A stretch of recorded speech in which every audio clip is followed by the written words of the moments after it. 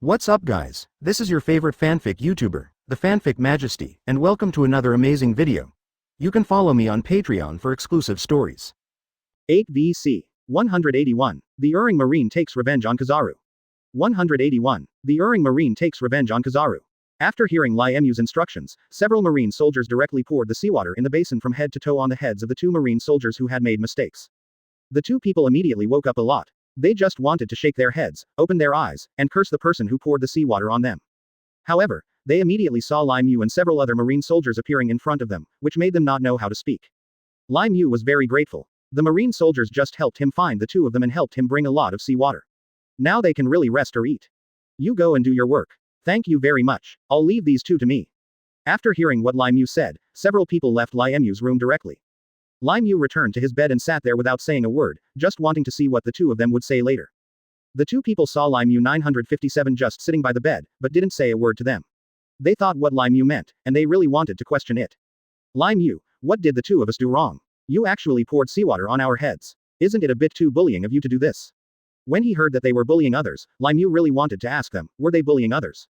Why did you bully you? I'm just giving you two some punishment. You two hid in the warehouse and drank the wine. We will celebrate our success in the future. If I don't punish you, do you think I should reward you too?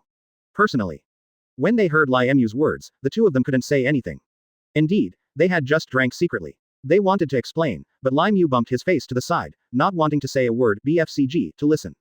I just want to tell them that it is best to do things honestly in the future.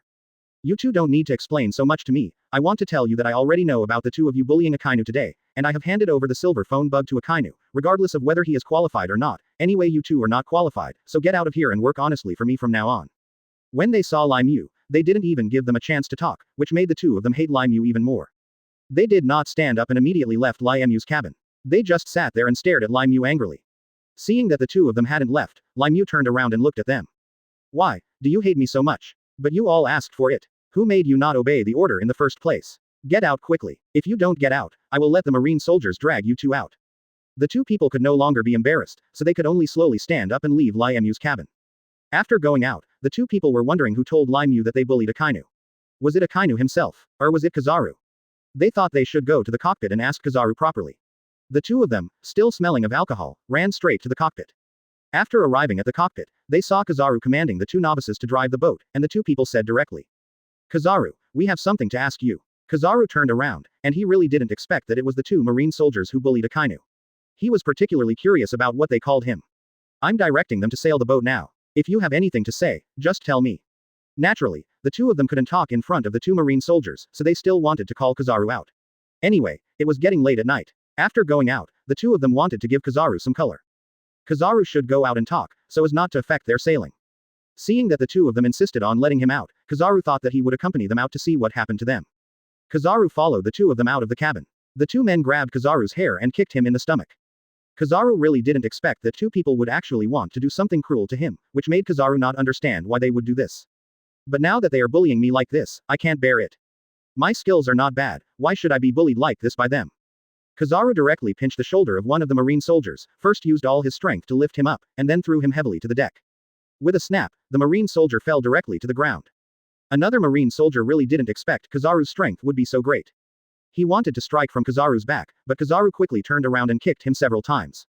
182. Kizaru was accused of a lawsuit. 182. Kizaru was accused of a lawsuit. In just a few moments, Kizaru beat and kicked these two people and taught them a lesson. I really didn't expect that you two actually wanted to bully me. I tell you, if you want to bully me again, I will tell Lai Mu about your bullying of me, and I will spare you today. Kizaru said what he said and immediately left the two people. How could the two of them just give up? They thought that if Kizaru wanted to file a complaint, it would be better for them to file a complaint first. Anyway, they were in pain all over their bodies after being thrown by Kizaru. The two people stood up and ran towards Lai Mu's cabin again. Lai Mu ate something and planned to rest early. As soon as he lay down, he heard a clanging sound in the cabin.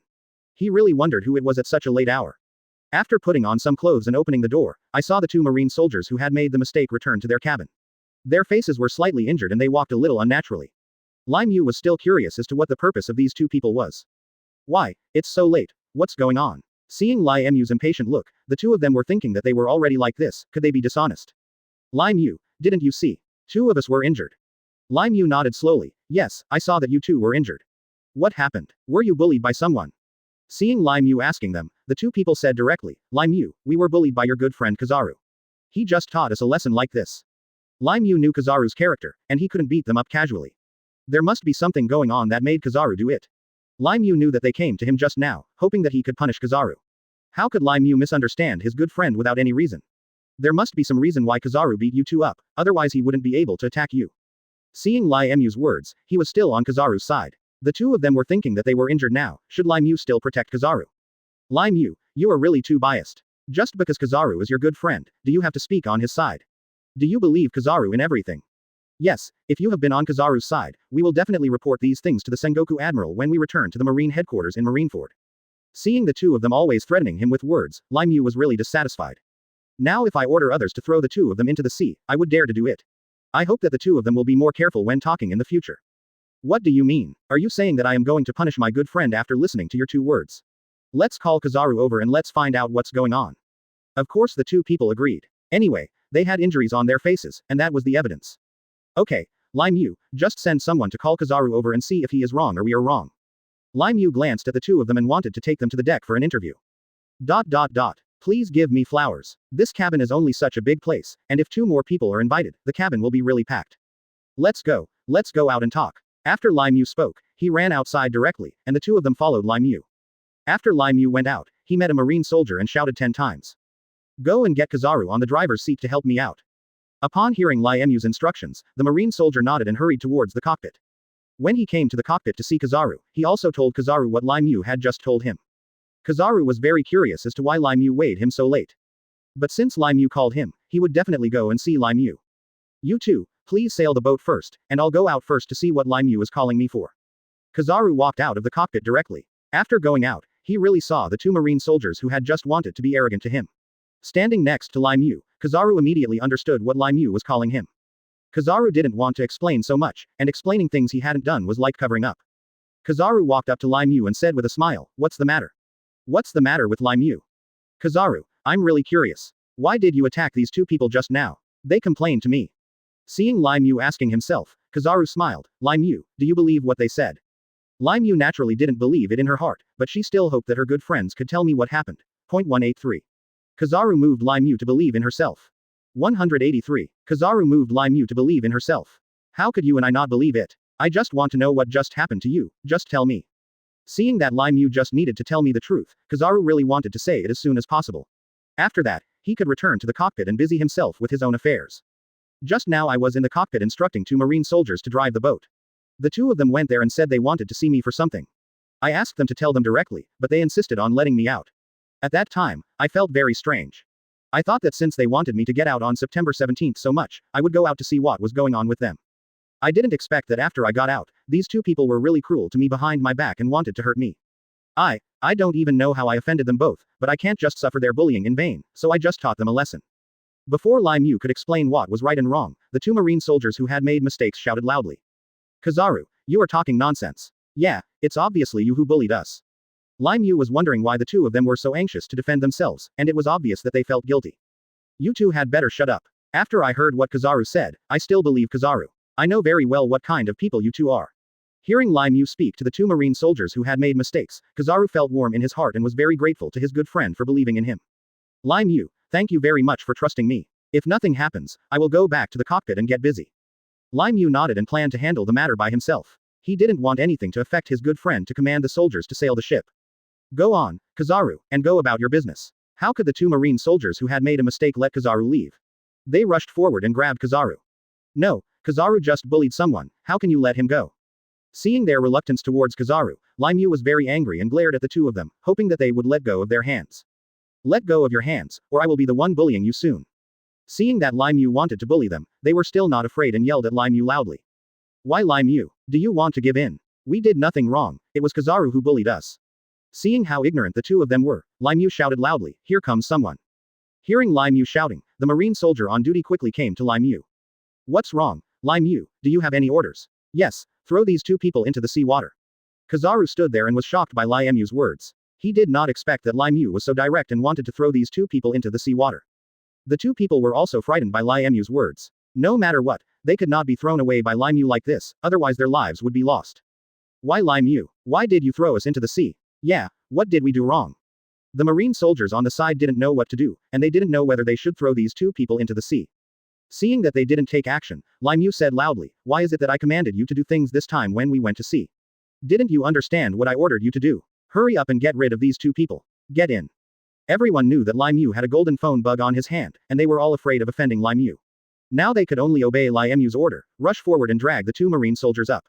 "I plan to throw him from this deck." The two marine soldiers kept struggling, but they were only two people. There was really no way they could resist 5 or 6 people. In this way, the two people were dragged to the railing of the deck and were about to be thrown down. Kizaru shouted loudly, "No, stop it quickly." After Kizaru shouted, he looked at Lai Mu again, hoping that Master Lai Mu would be more generous and forgive these two marine soldiers. "Forget it, Lai Mu, give these two people another chance. If you really hurt them, how should you explain to Sengoku Admiral after you go back?"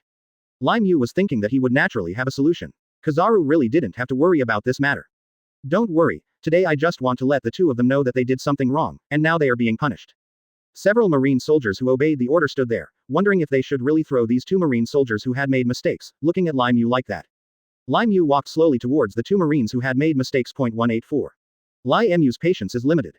184. Lai Mu's patience is limited. How's it going? Do you know that you are wrong? If you don't know, I will ask them to let go of their hands now, and the two of you will fall into the sea with a whoosh. The two people were very stubborn and stared at Lai Mu. "Lai Mu, we did nothing wrong." "Yes, we did nothing wrong." Lai Mu really regretted that he had asked the two of them so much and said directly, "Go ahead and throw them away." Lai Mu gave the marine soldiers a look. The marine soldiers really understood what Lai Mu meant. Lai Mu didn't want to hurt these two people, it was just to scare them. Two of the marine soldiers immediately let go of their hands, and the other tried to pretend to let go of their feet. The two marine soldiers who made the mistake were so frightened that they screamed as soon as their hands were let go, "Stand up. Lai Mu, we were wrong, we were wrong." 15. Seeing the two of them shouting like this, Lai Mu really wanted to ask them what they did wrong. "Since you said you did something wrong, where did you go wrong? Tell me your mistakes carefully, and I will listen carefully. Don't let everyone mistakenly think that I really surrendered." Woolen cloth. Seeing Lai Mu asking them where they went wrong, the two could only tell the cause and effect. "We heard Akainu. We guessed that Kizaru must have told you about this, so we were a little dissatisfied with him, so we went to the cockpit to find him and wanted to do something to him." Kizaru stood there and finally understood why the two of them wanted to attack him. He didn't expect that it was because of this incident. However, he was really not a big-mouthed person. He had never told Lai Mu about this incident. "You were really wrong in your guess. I have never told Lai Mu about this." Lai Mu also wanted to tell them clearly that it was Akainu who went to his room.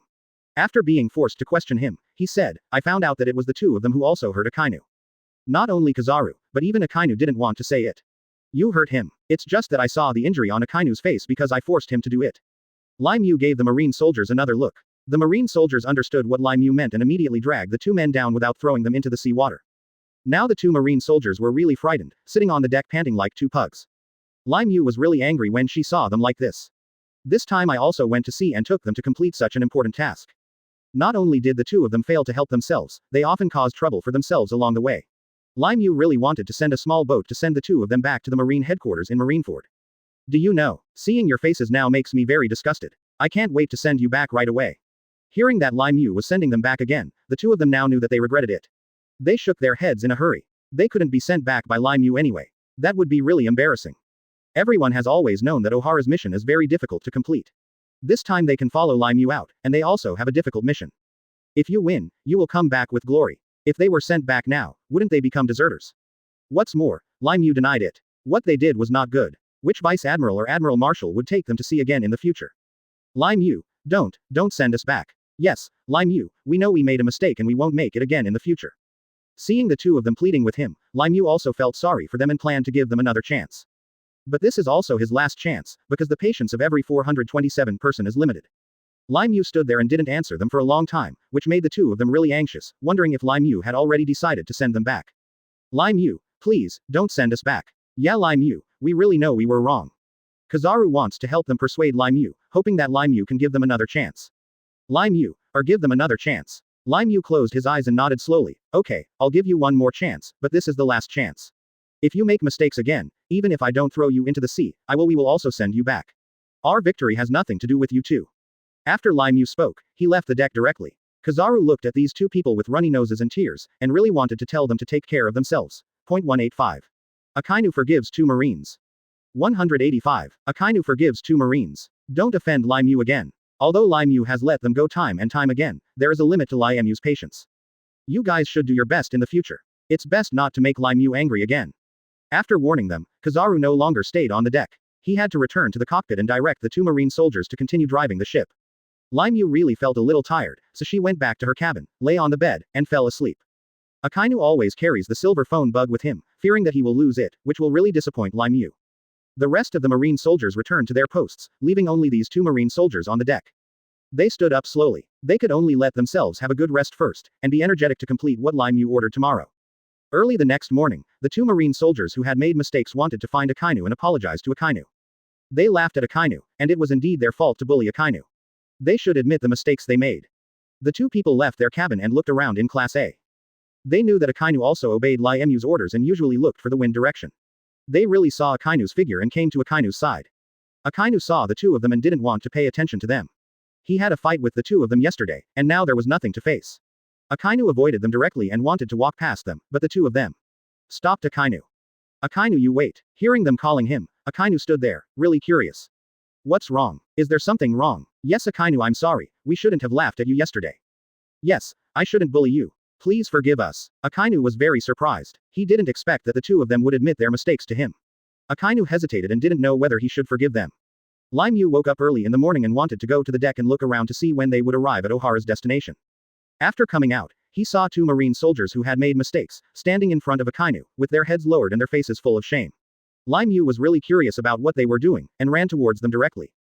What are you doing? Hearing Lai Mu's voice, Akainu hurriedly saw Lai Mu and really didn't know what to say to Lai Mu. The two marine soldiers who made mistakes want to ask Lai Mu to help them persuade Akainu, hoping that Akainu can forgive them. Lai Mu, we sincerely want to apologize to Akainu, knowing that we did something wrong yesterday.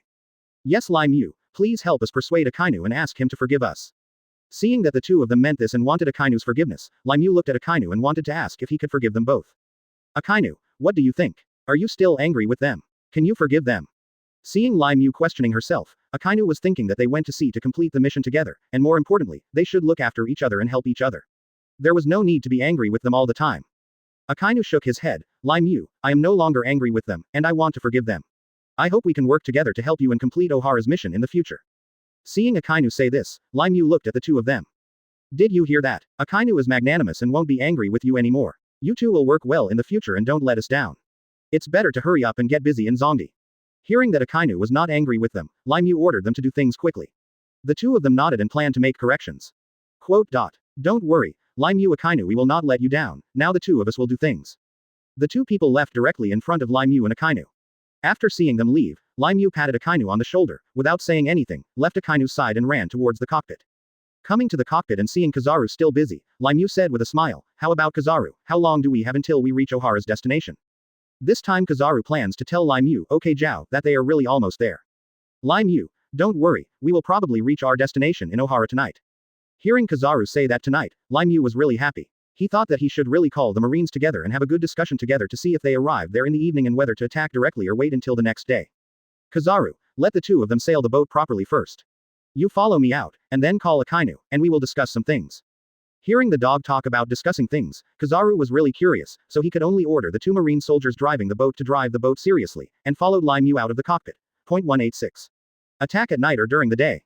186. Attack at night or during the day. Lai Mu has something to discuss. Let's find Akainu first. After we find him, we can go to my room. The two people quickly found Akainu, and Lai Mu said directly, Akainu, follow me and Kizaru to my room. I have something I want to discuss with you. Lai Mu's serious expression made Akainu very curious about what to discuss and looked at Kizaru. Kizaru shrugged his shoulders and shook his head, because he didn't know what Lai Mu was going to say. Seeing that Kizaru didn't know anything about it, Akainu could only follow Lai Mu and Kizaru back to Lai Mu's cabin. After returning, Lai Mu sat there and said directly, Akainu, Kizaru, I just want to hear what you think. We may reach Ohara's destination tonight. After arriving there, what do you think we are? Should we attack directly, or should we attack again the next day? Akainu didn't expect that their journey would go so fast, and 907 would reach Ohara's destination quickly. It seemed that Kizaru had a lot of credit. Kizaru, thanks to you, you secretly followed us on the boat. It's really good. You can make the boat sail so fast and we will reach Ohara's destination so soon. Lai Mu glanced at Akainu, and now she really didn't want to listen to his words of praise for Kizaru, she just wanted to hear what the two of them thought. Kizaru smiled. He really planned to obey Lai Mu on everything. He felt that as long as it was Lai Mu's decision, it must not be wrong. Lai Mu, I will listen to you in everything, let you decide. Akainu saw that Kizaru obeyed Lai Mu in everything, and he thought the same, so he nodded quickly. Yes, Lai Mu, I think so too. I think the same as Kizaru, and I will obey you on everything. Seeing that both of them said they obeyed him, Lai Mu was thinking about why he asked them to discuss it. It seemed that there was no help for him to put forward any opinions. I just hope that you can give me some advice, and then I will think about it comprehensively and see whether I should attack at night or explain tomorrow morning. You really left everything to me, Lai Mu said angrily. The two people saw that Lai Mu was angry, and they wanted to talk to Lai Mu about the experience they had accumulated over the years. Whether Lai Mu attacks at night or during the day, there are pros and cons. After Kizaru said it, Akainu still agreed with Kizaru. Kizaru is right about Lai Mu. If we attack at night, Ohara's people may have already prepared an ambush. If they turn defeat and win, they will hurt us even more. This is also possible. On the contrary, they didn't do any ambush, so it would be easier for us to succeed. After hearing what the two of them said, Lai Mu decided to wait until they reached their destination to see whether to attack at night or during the day. But after a while, Akainu still needs to give instructions to the marine soldiers, BFBG, to let them be mentally prepared and inform them that they are about to arrive at their destination. Akainu, go and inform the marine soldiers in a moment, so that they are fully prepared, and say that we will arrive at our destination at night.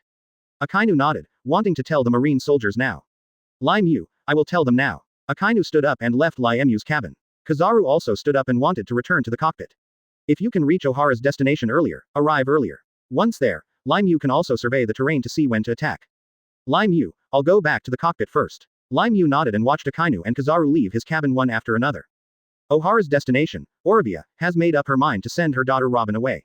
He couldn't let Robin stay here, and he also handed the historical text he had written into the hands of his daughter. I have prepared a boat for you, as well as some food, drink and some money. You must make good use of these and paddle out of here in the boat.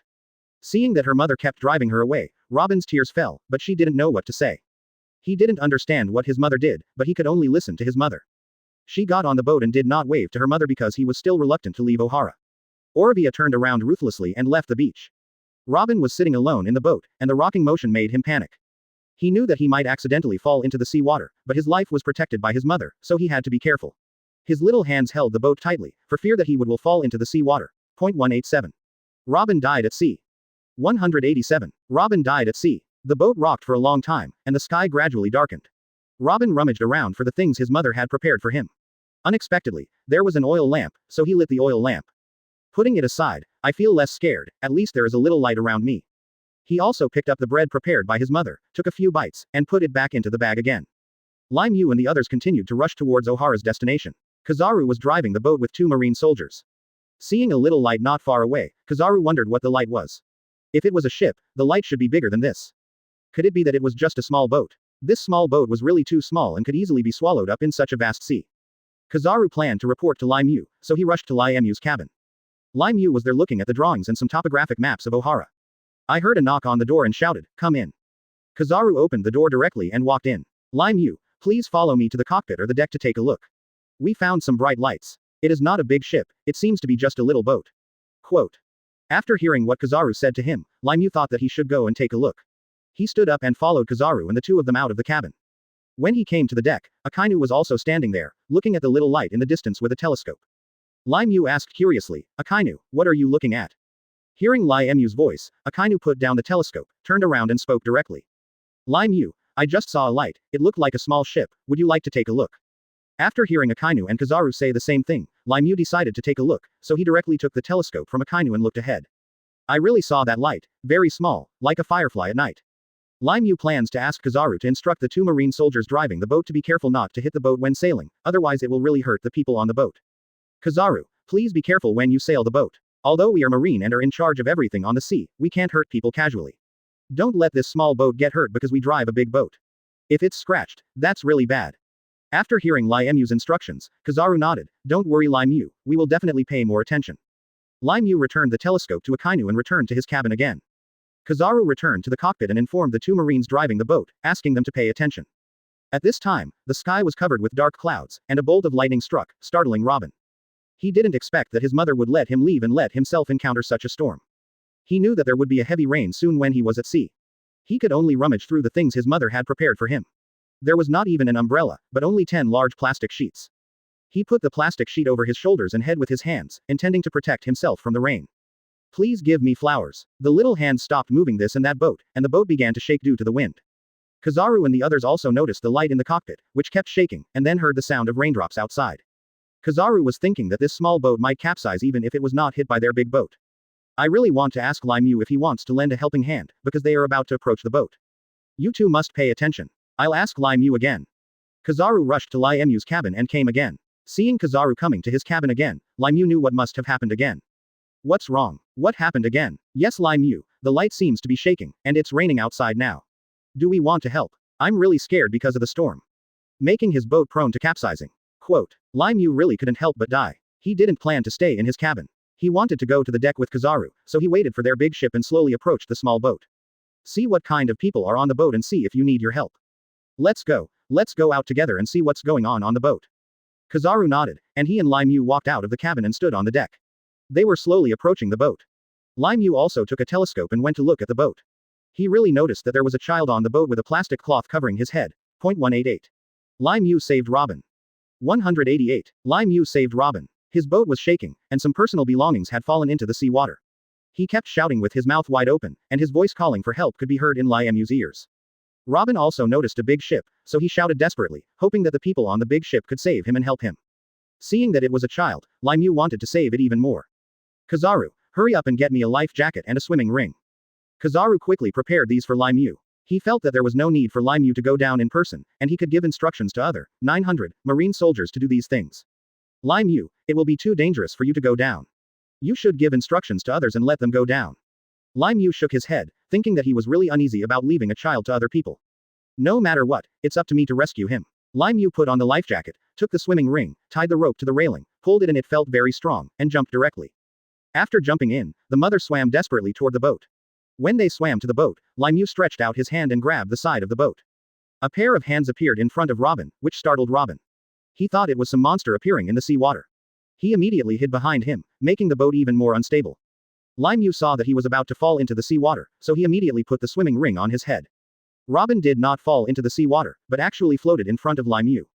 After Lai Mu's head popped out, Robin also saw that the person in front of him was not a monster, but a person. He was very grateful to Lai Mu for saving him, but he didn't know how to speak. Just when the two people didn't know what to say, lightning struck again, the wind became stronger, and the boat capsized directly.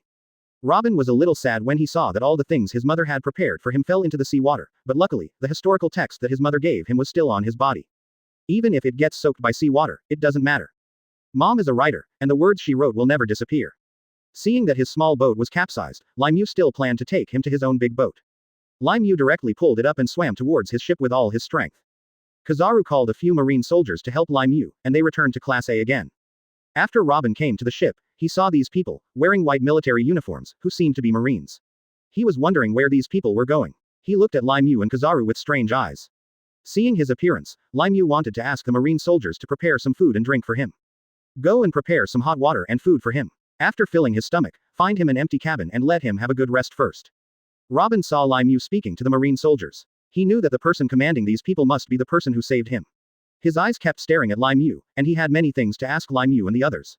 Lai Mu and Kizaru didn't take the child seriously and went back to their cockpits and cabins. Lai Mu returned to his cabin, changed into dry clothes, and planned to take a short rest. He knew that he would probably reach Ohara's destination soon. Several Marine soldiers arranged Robin in the cabin, brought him some hot water and food, and left.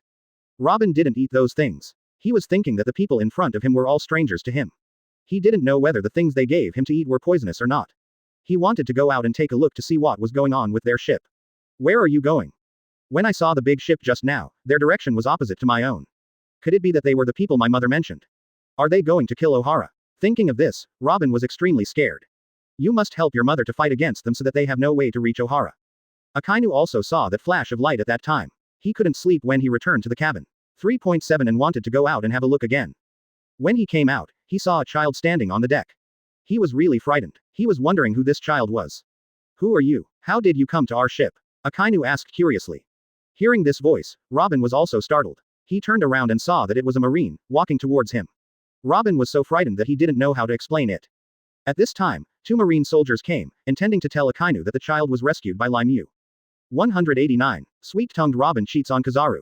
189. Sweet-mouthed Robin deceives Kizaru. The child Akainu was just rescued by Lai Mu. His boat capsized, so Lai Mu took him to our boat. After hearing what the Marine soldiers told him, Akainu nodded, not doubting anything at all. Seeing that Akainu didn't ask any more questions, the two marine soldiers wanted to tell Robin and ask him to return to the cabin to rest as soon as possible and stop walking back and forth on the deck. You'd better go back quickly. It rains sometimes and the deck is really slippery. You can easily fall into the sea water. Robin nodded obediently and could only leave the two marine soldiers. He returned to the cabin along the original route. He was thinking about what he should do to stop them from moving forward. He immediately thought that he should go to the cockpit of the ship. The only way to break the driving switch in the cockpit was that they would not be able to continue moving forward. He walked towards the cockpit nervously, and when he came to the door of the cockpit, his little hands could not reach the door handle, but he still raised his toes and opened the door with a glimmer of hope. He opened the door and walked in quietly. The sound was already very low, but Kizaru and the two marine soldiers driving the boat still heard the sound. They turned back together, and unexpectedly saw a little girl walking in just like that. Kizaru knew that this was the child that Lai Mu had just rescued. He was a child. Kizaru did not want to yell at him, so he smiled and said with a smile. Is there something wrong with the little girl? Robin knew that he had to dress up properly and let them stay in the cockpit. Brothers, this is my first time on a big ship. I'm really curious. I especially want to know how you sail the ship. Can you let me stay here? I just want to take a look. Several people didn't expect that he would have such a sweet mouth and call them brother. In fact, it was not strange to call him uncle.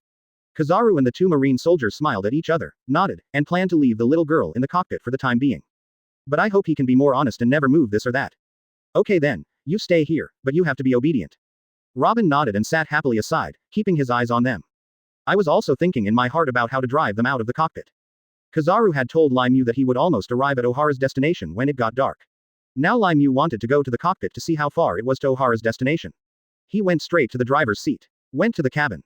When he came to the cockpit and saw the little figure sitting there, Lai Mu wondered if he wasn't placed in the cabin by the marine soldiers. Why is he here now? Why is this child Kizaru here? Lai Mu asked curiously. Hearing Lai Mu's voice, Kizaru turned around quickly.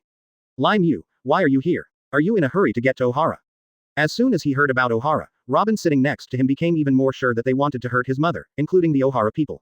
This made his little fist clench tightly. Lai Mu and Kizaru didn't notice. Lai Mu was still a little curious as to why this child was here, and asked again.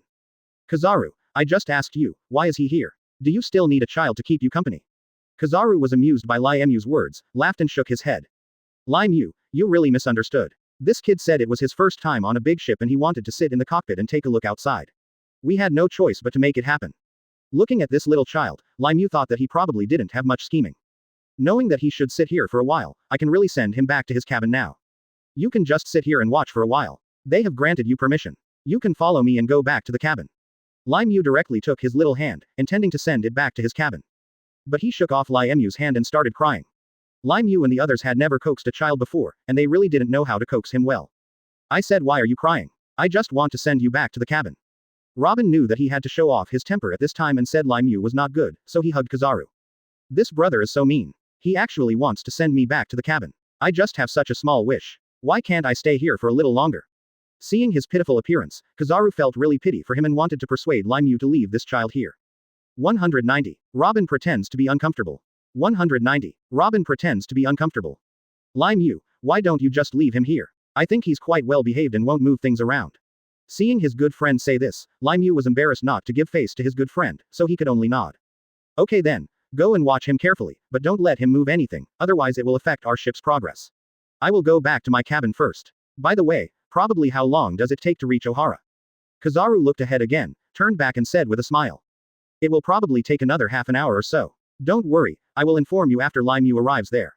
Lai Mu glanced at Robin again and left the cockpit directly. After Lai Mu left, Robin sat there and became anxious. He was thinking that in this half hour, he really wanted to turn the ship around so that they would not rush to Ohara, or let them. It's okay for their ship to be in danger. Even if he is destroyed together with them, he is willing. As long as they can't harm the people of Ohara, it's okay. There is my mother there, and I don't want my mother to be hurt. Seeing that Robin was in a daze, Kizaru was really curious about what the little girl was thinking. I said, what are you thinking about? It seems like you have something on your mind. Robin quickly smiled and shook his head. No, I didn't think about anything. He sat there obediently again, keeping his eyes on the switches. Kizaru did not speculate anymore and continued to direct the two marine soldiers to drive the boat. Looking at their backs, Robin revealed his hateful eyes and just kept staring at them. After waiting for a while, he knew that he could no longer waste time and should send them away as soon as possible.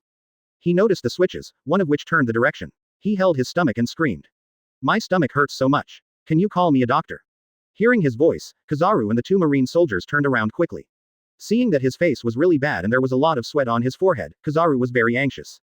He was saved by Lai Mu with all his life. Now that he is staying in his cockpit, he must take good care of him. One of you will call a doctor for him, and the other will get him some hot water and let him drink a little. It will probably make him feel better. Kizaru ordered. The two marine soldiers nodded, followed Kizaru's instructions, and left the cockpit. After seeing them leave, Kizaru still planned to accompany the little girl, but Robin pointed to the front. Brother, you should sail the boat seriously. I can just wait for the two brothers to come back. Seeing that he became well-behaved again, Kizaru nodded, sat in his driving position and continued to drive the boat. Robin saw Kizaru turn around. He looked around and really noticed a glass bottle over there. He directly picked up the glass bottle and hit Kizaru hard on the head. Kizaru immediately felt a pain in his head, his vision went dark and he fainted. Robin stood there. He was very sorry, he knew that it was wrong for him to hurt the brother who was good to him just now. But there was nothing he could do. He couldn't watch them hurt the people of Ohara and his mother. She quickly pressed the button to change direction, and soon the ship turned around and headed in the original direction. Lai Mu was also sitting in his cabin, feeling that the ship seemed to be reversing its direction. Akainu also felt it in his cabin, and wanted to go out to see what was going on. After Lai Mu went out, he saw that the ship had really turned around, and Ruli Ohara's destination was getting further and further away. Lai Mu was wondering how Kizaru and the two soldiers who sailed the boat. Just as Lai Mu was about to rush to the cockpit, he saw the little girl running out of the cockpit. Seeing him running out, Lai Mu hurried forward and stopped him. What's wrong? Do you want to go back to the cabin? Robin could only nod his head obediently, Li Haohao and Lai Mu could not see any clues. Only in this way, Lai Mu would let him go. Yes, I'm going back to the cabin. Seeing that he was going back to the cabin, Lai Mu didn't want to pay attention to him anymore. She wanted to see Kizaru and the others, so she walked around the little girl and headed towards the cockpit. When they came to the cockpit, they only saw Kizaru lying there alone, with a lot of blood bleeding from his head. The two marine soldiers who drove the boat were also missing. Lai Mu was thinking about who hurt Kizaru. It seemed that he had to ask the little girl clearly. Lai Mu shouted loudly outside. Come here, come here. 191. Lai Mu suspected Robin. 191. Lai Mu suspected Robin. Hearing the sound coming from the cockpit, Akainu was very curious about what happened, and hurriedly led a few marine soldiers to the cockpit. When he came to the cockpit, Akainu was surprised to see Kizaru lying there with a lot of blood bleeding from his head. Lai Mu, what's going on? What happened? Lai Mu shook his head. He didn't know what happened. Now he just hoped that Kizaru would get better. Hurry up and call the doctor and let the reformer take a look at it. Just when Akainu was about to turn around and call a doctor, two marine soldiers sailing the boat came back. Not only was he carrying a doctor, but he was also holding warm water in his hand. Lai Mu was wondering where the two of them went and why did they know that Kizaru was injured. How did you know that Kizaru was injured, so did you call a doctor for Kizaru? When the two marine soldiers heard that Yellow 468 was injured, they were very surprised. They looked inside again and quickly shook their heads. Lai Mu, we didn't know Kizaru was injured. It was the little girl just now. She said her stomach was uncomfortable. Kizaru asked us to get her some hot water and call the doctor over. Where is the little girl? Why is Kizaru getting hurt now? When asked by two marine soldiers, Lai Mu wondered if Kizaru's injury might have something to do with the little girl. It seemed that he had to find the little girl now. Hurry up and find that little girl for me. I have to question him properly about how Kizaru got injured. You stay and heal Kizaru as soon as possible. Lai Mu immediately left the cockpit with a few marine soldiers. As soon as Lai Mu walked out, Akainu chased him out with a few marine soldiers.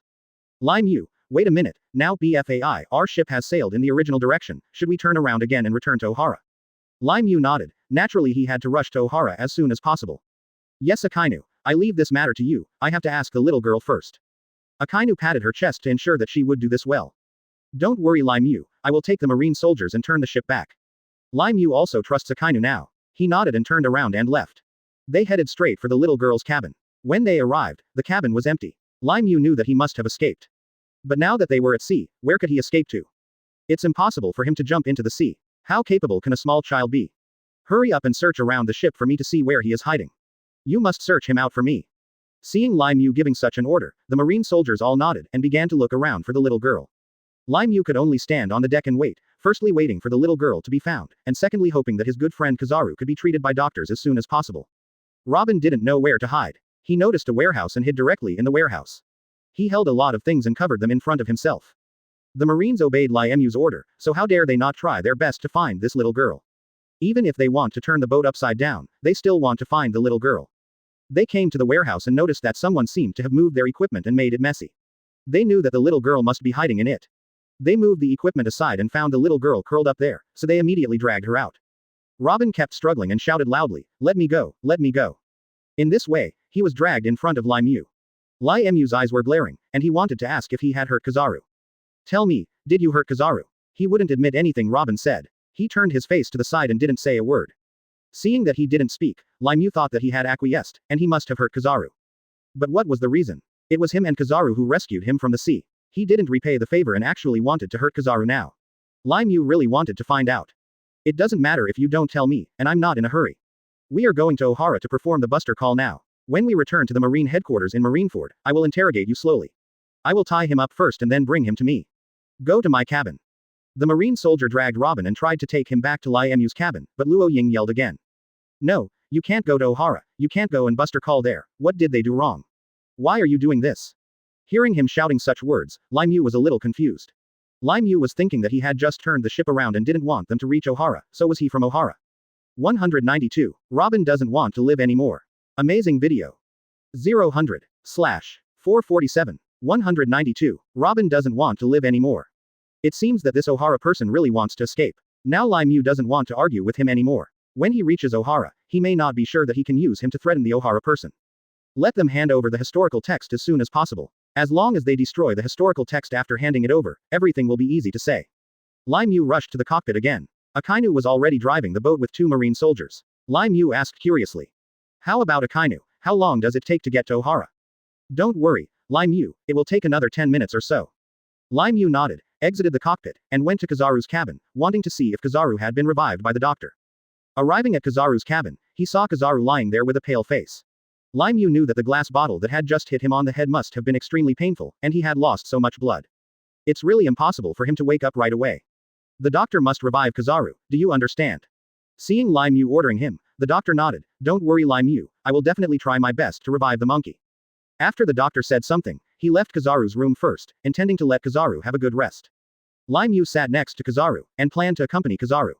When he arrived at Ohara's destination, he could only leave 2 marine soldiers to look after Kizaru. He and Akainu had to make this time as soon as possible. The task is completed. Robin was tied up by marine soldiers and locked in the cabin. Knowing that he had not done things well, he was afraid that they would use him to threaten his mother. He didn't want his mother to be threatened. He might as well die now, because his hands and feet were tied, so he could only knock his head on the wooden board beside him, hoping to break his head and bleed more, and then forget it. The marine soldiers guarding outside heard the clanging sound in the room, and they were really curious about what was going on.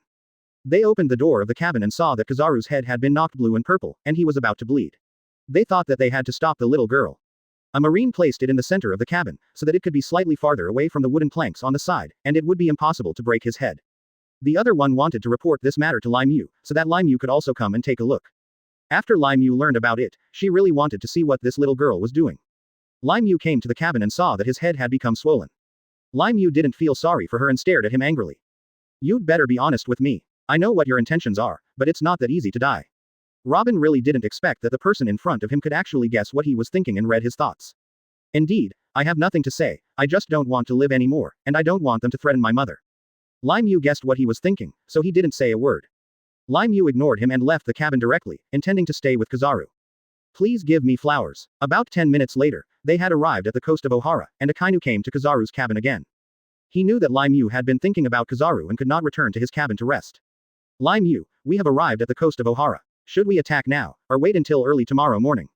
Lai Mu knew that because the little girl had just made a scene, there was really no way to attack now and could only wait for tomorrow morning. Let's do it early tomorrow morning. It will be more convenient to do anything early tomorrow morning. Seeing that Lai Mu had decided to attack Ohara tomorrow morning, Akainu nodded and planned to leave Kizaru's room first to inform the marine soldiers and let them prepare. Lai Mu, I'll go out first. Lai Mu nodded and watched Akainu leave Kizaru's room. Robin could feel it from inside the cabin. The boat was no longer moving forward and seemed to have stopped. He wondered if they had returned to Ohara. He knew that was the case. It seemed that he had to escape from the ship. Only by returning to his mother would his mother not be intimidated, and he should not be in any danger anymore. He looked around the cabin, and there seemed to be no windows at all. He was wondering how he could escape. There seemed to be 2 marine soldiers guarding the door, so it seemed that I could only send them away first. Robin shouted loudly, ouch, my stomach hurts so much. I don't feel well anywhere. I need to see a doctor and eat more. 193. Lai Mu can't remember what happened. 193. Lai Mu can't remember what happened. The 2 marine soldiers at the door were really confused by his words, wondering why he was speaking so incoherently. He said that he was not feeling well and wanted to see a doctor. He actually went to eat when he was not feeling well, which made them really not believe the little girl's words now. Do we need to tell Lai Mu? Forget it, this little girl must be lying. Another marine soldier felt that what he said was very reasonable. It seemed that they really did not need to inform Lai Mu, as long as they guarded the door. 863. Lai Mu was also a little tired, so she lay down next to Kizaru and fell asleep. The doctor gave Kizaru medicine, and Kizaru's medicine took effect, allowing him to slowly open his eyes, but he still felt a slight pain in his head. His mouth made a hissing sound, which really woke up Lai Mu. Lai Mu saw Kizaru's brows furrowed and his eyes opened, which made him feel happy, knowing that his good friend was probably fine and just needed to be nursed back to health. Kizaru, I know your head hurts, but you must not move, just lie down. Kizaru was now a little curious about what happened to him and why his head hurt so much. Lai Mu, why does my head hurt so much? What happened to me? When Lai Mu heard her good friend say that his head hurt, Lai Mu felt really distressed and didn't know how to tell him what had just happened. Seeing that Lai Mu didn't speak, Kizaru became a little anxious.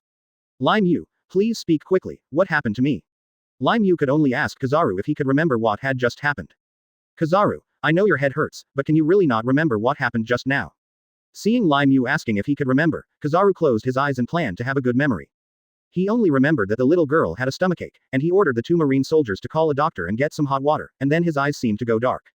This made him immediately open his eyes again, wondering if the pain in his head was caused by the little girl. Why would a little child hurt herself? She looked at Lai Mu with a somewhat surprised face. Lai Mu knew that Kizaru must have recalled it bit by bit. Yes, Kizaru, that's the little girl. She hurt you. I suspect that he is from Ohara. Seeing that Lai Mu said that the little girl was from Ohara, Kizaru was wondering how Lai Mu came to infer that she was from Ohara. Kizaru still didn't quite understand, and kept staring at Lai Mu, hoping that Lai Mu could tell him clearly. I don't want my good friends to think too much, I just need a good rest. Kizaru, don't worry, we have arrived at Ohara. I will carry out the Buster call tomorrow morning, then arrest all the people in Ohara, find the historical text and destroy it, you can just have a good rest. Kizaru felt really sorry now, and secretly followed Lai Mu and the others onto the boat. Now that he has arrived in Ohara, there seems to be no way to help Lai Mu, which makes him still feel guilty. Seeing the unhappy look on his face, Lai Mu knew why, but still wanted to persuade him. Kizaru, I told you not to be unhappy. Didn't you say the same thing? Let me give the silver phone bug to Akainu. If you need anything, I can tell Akainu. You can just take good care of yourself. Do you understand? Kizaru couldn't do anything now, he could only take good care of his injuries. He nodded obediently and promised Lai Mu that he would take good care of his injuries. Lai Mu was really relieved to see her good friends obeying her words. Now he wants to find Akainu and discuss with the other marine soldiers to see how to attack tomorrow morning. After Lai Mu got out, he ran directly to the cockpit. Akainu was still directing the 2 marine soldiers to drive the boat. When he saw Lai Mu coming, he quickly stood up. Do you have any orders from Lai Mu? Lai Mu nodded. Yes, Akainu, you follow me out first and call a few marine soldiers. We must discuss how to attack. 2.7. Akainu followed Lai Mu out of the cockpit, came to the deck, gathered a few marine soldiers, and started chatting while standing there. Akainu and several marine soldiers all planned to obey Lai Mu. They thought that Lai Mu was holding a golden phone bug. If they didn't obey Lai Mu, who should they obey?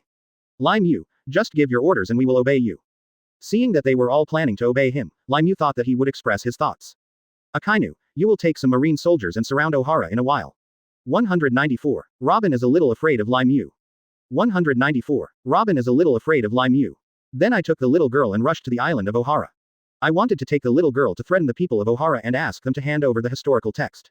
After handing over the historical text, I would go let me inform you of what to do next. A few people planned to listen to Lai Mu, but sometimes they still had to raise opinions that should be raised. Lai Mu, is it really effective for you to threaten the people of Ohara with that little girl? Can they really be threatened by us? Lai Mu knows that this may not necessarily succeed, but he still has to try his best. Only after trying it will he know. Akainu, I think the little girl who fled Ohara must have followed the decision of his family. He must have an important status in Ohara, and his family members just didn't want him to be harmed. Now if I threaten his family with his 15-year-old life, I guess his family will definitely compromise with us and hand over the historical text, unless they are cruel and don't want to take care of this little girl anymore. Akainu nodded at Lai Mu's analysis. He thought he would try his best to see if it was really what Lai Mu said. Okay Lai Mu, I will lead the sailors to surround Ohara now. Lai Mu nodded, but still had a few words to remind Akainu. Akainu, wait a minute, be careful when you go, don't let them discover it yet, do you understand? Akainu nodded with a smile and didn't say anything else. He knew that Lai Mu believed in him now and left directly with the marine soldiers. After seeing Akainu leave, Lai Mu ran directly to Robin to the cabin. Arriving at the door of the cabin, 2 marine soldiers saw Lai Mu coming and said directly. Do you have any orders from Lai Mu? Lai Mu looked at the door lock. The 2 marine soldiers instantly understood what Lai Mu meant and immediately opened the door. Lai Mu walked in and saw that the little girl had fallen asleep from exhaustion, so she stood there and stared at him for a while. Robin slept soundly and slowly opened his eyes. When he saw Lai Mu standing in front of him, he was really frightened. He hurriedly curled up his body and stepped back. Seeing that he kept walking backwards, Lai Mu was thinking why he was brave enough to hurt his good friend. Now he saw that he was actually scared, but it was too late. He must give this little girl something this time. Lesson learned. Now that we have arrived at Ohara, I will take you to the island of Ohara. You really have to help me get the historical text. I leave everything to you. It seems that Lai Mu said it very politely, but in fact, Lai Mu just told the little girl that she was going to intimidate her family. Robin's eyes glared at Lai Mu, and he shouted loudly, I won't follow you, I won't let you threaten my mother. Hearing about his mother, Lai Mu wondered who his mother was. It seemed that his mother must be the person who wrote the historical text. I took on this Ohara mission before and learned a lot about the situation. It seems that the person who created the historical text is Orvia. It seems that he is the daughter of Orvia. Why isn't your mother that Orvia? Robin turned his face to the side. He would not admit that his mother was Orvia. If he admits it, Lai Mu will definitely threaten his mother. Seeing his little face bump to the side, Lai Mu knew that he had guessed correctly, and he didn't intend to ask any more questions, so he shouted loudly outside. Come on, drag him out for me and bring him to the coast of Ohara now. The two marine soldiers obeyed Lai Mu's words and walked into the room to drag Robin out of the cabin.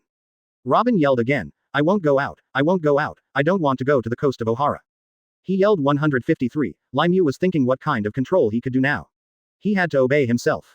Robin, a little girl who didn't have much strength at all, was dragged out of the cabin by these two marine soldiers, and followed Lai Mu to the coast of Ohara. Lai Mu took his golden phone bug and dialed Akainu and said directly. Akainu fires two marine cannons to give the people of Ohara a good surprise. Lai Mu ordered. After hearing Lai Mu's instructions, Akainu commanded the marine soldiers beside him and lit the marine cannon. After a few booms, the marine cannon shot directly into the air. The sound was extremely loud, like thunder, even more shocking than thunder. After the people in Ohara heard this sound, they knew that marine headquarters must have arrived here. They desperately packed up their belongings and wanted to escape from the island. Point 195. Lai Mu should serve as a warning to others. 195. Lai Mu should serve as a warning to others.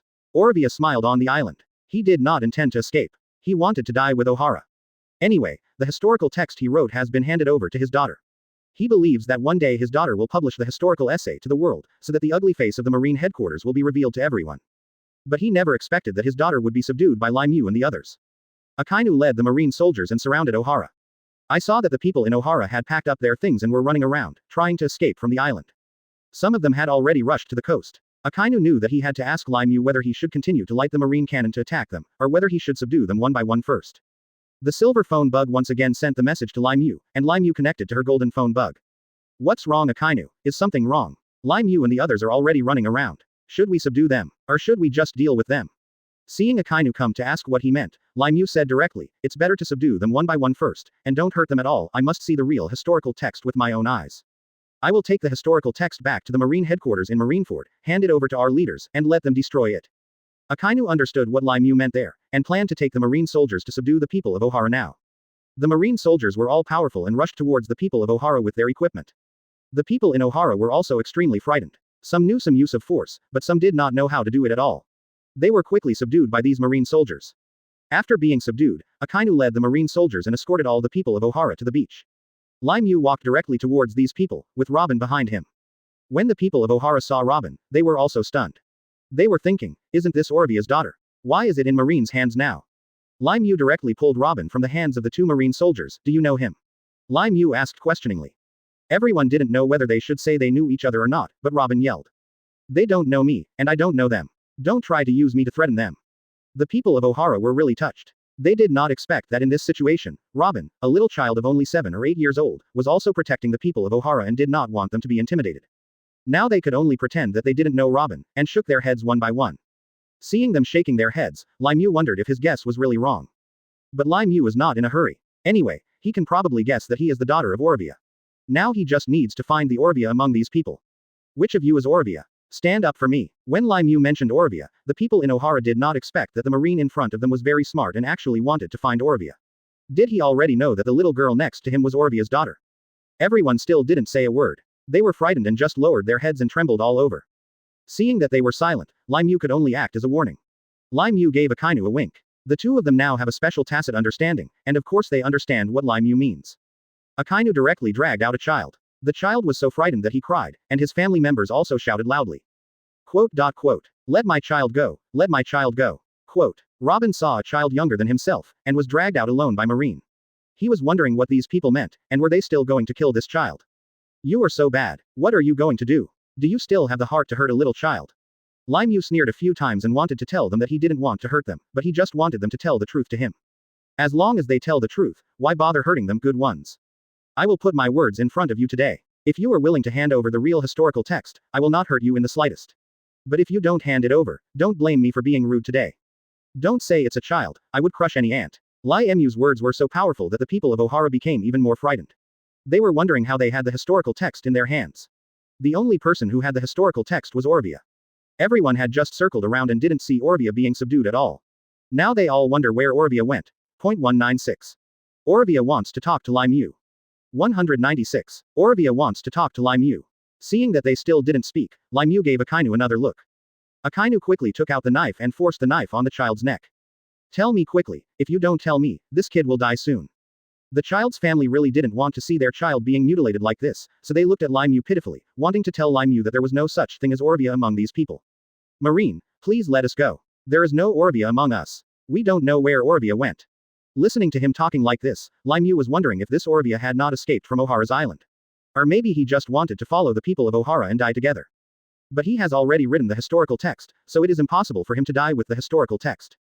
He still deliberately wants to publish the historical text. It seems that 547 can only let some marine soldiers go to the island to search carefully to see if they can find Orvia. Look for it quickly and see if you can find Orvia. Seeing Lai Mu's instructions again, Akainu gave orders to the people below, and a dozen marine soldiers rushed to the island of Ohara to find Orvia. Orvia was also very curious when she was in the room, wondering why there were only 2 cannon sounds just now, and now there is no sound at all. Just when he was curious, his door was suddenly opened, and he saw a dozen marines rushing in. The marines saw a woman sitting there, as if waiting for death to come. They knew that this person must be Orvia, and several people dragged Orvia out together. Orvia didn't struggle, he wasn't afraid of anything now, he didn't care about other people, he only cared about his daughter. Anyway, I gave the historical essay to my daughter, and my daughter left with the historical essay, which will one day be published to the world. With a smile on his face, he waited for a while for the marines to finish him off. Soon he was dragged to the beach, his eyes closed and a smile still on his face. Robin saw his mother and couldn't help but shed tears. Lai Mu noticed that the little girl cried sadly when she saw the woman being dragged here, and was even more certain that the person in front of her was his mother Orvia. Orvia closed her eyes, feeling a little guilty and embarrassed to face the people of Ohara. He was able to save his daughter, but he brought disaster to them, making it possible for them to be destroyed along with him. He also shouted loudly. Use your marine cannon to attack me and let me get on the road as soon as possible. I don't want to live anymore. It's impossible to get the historical text.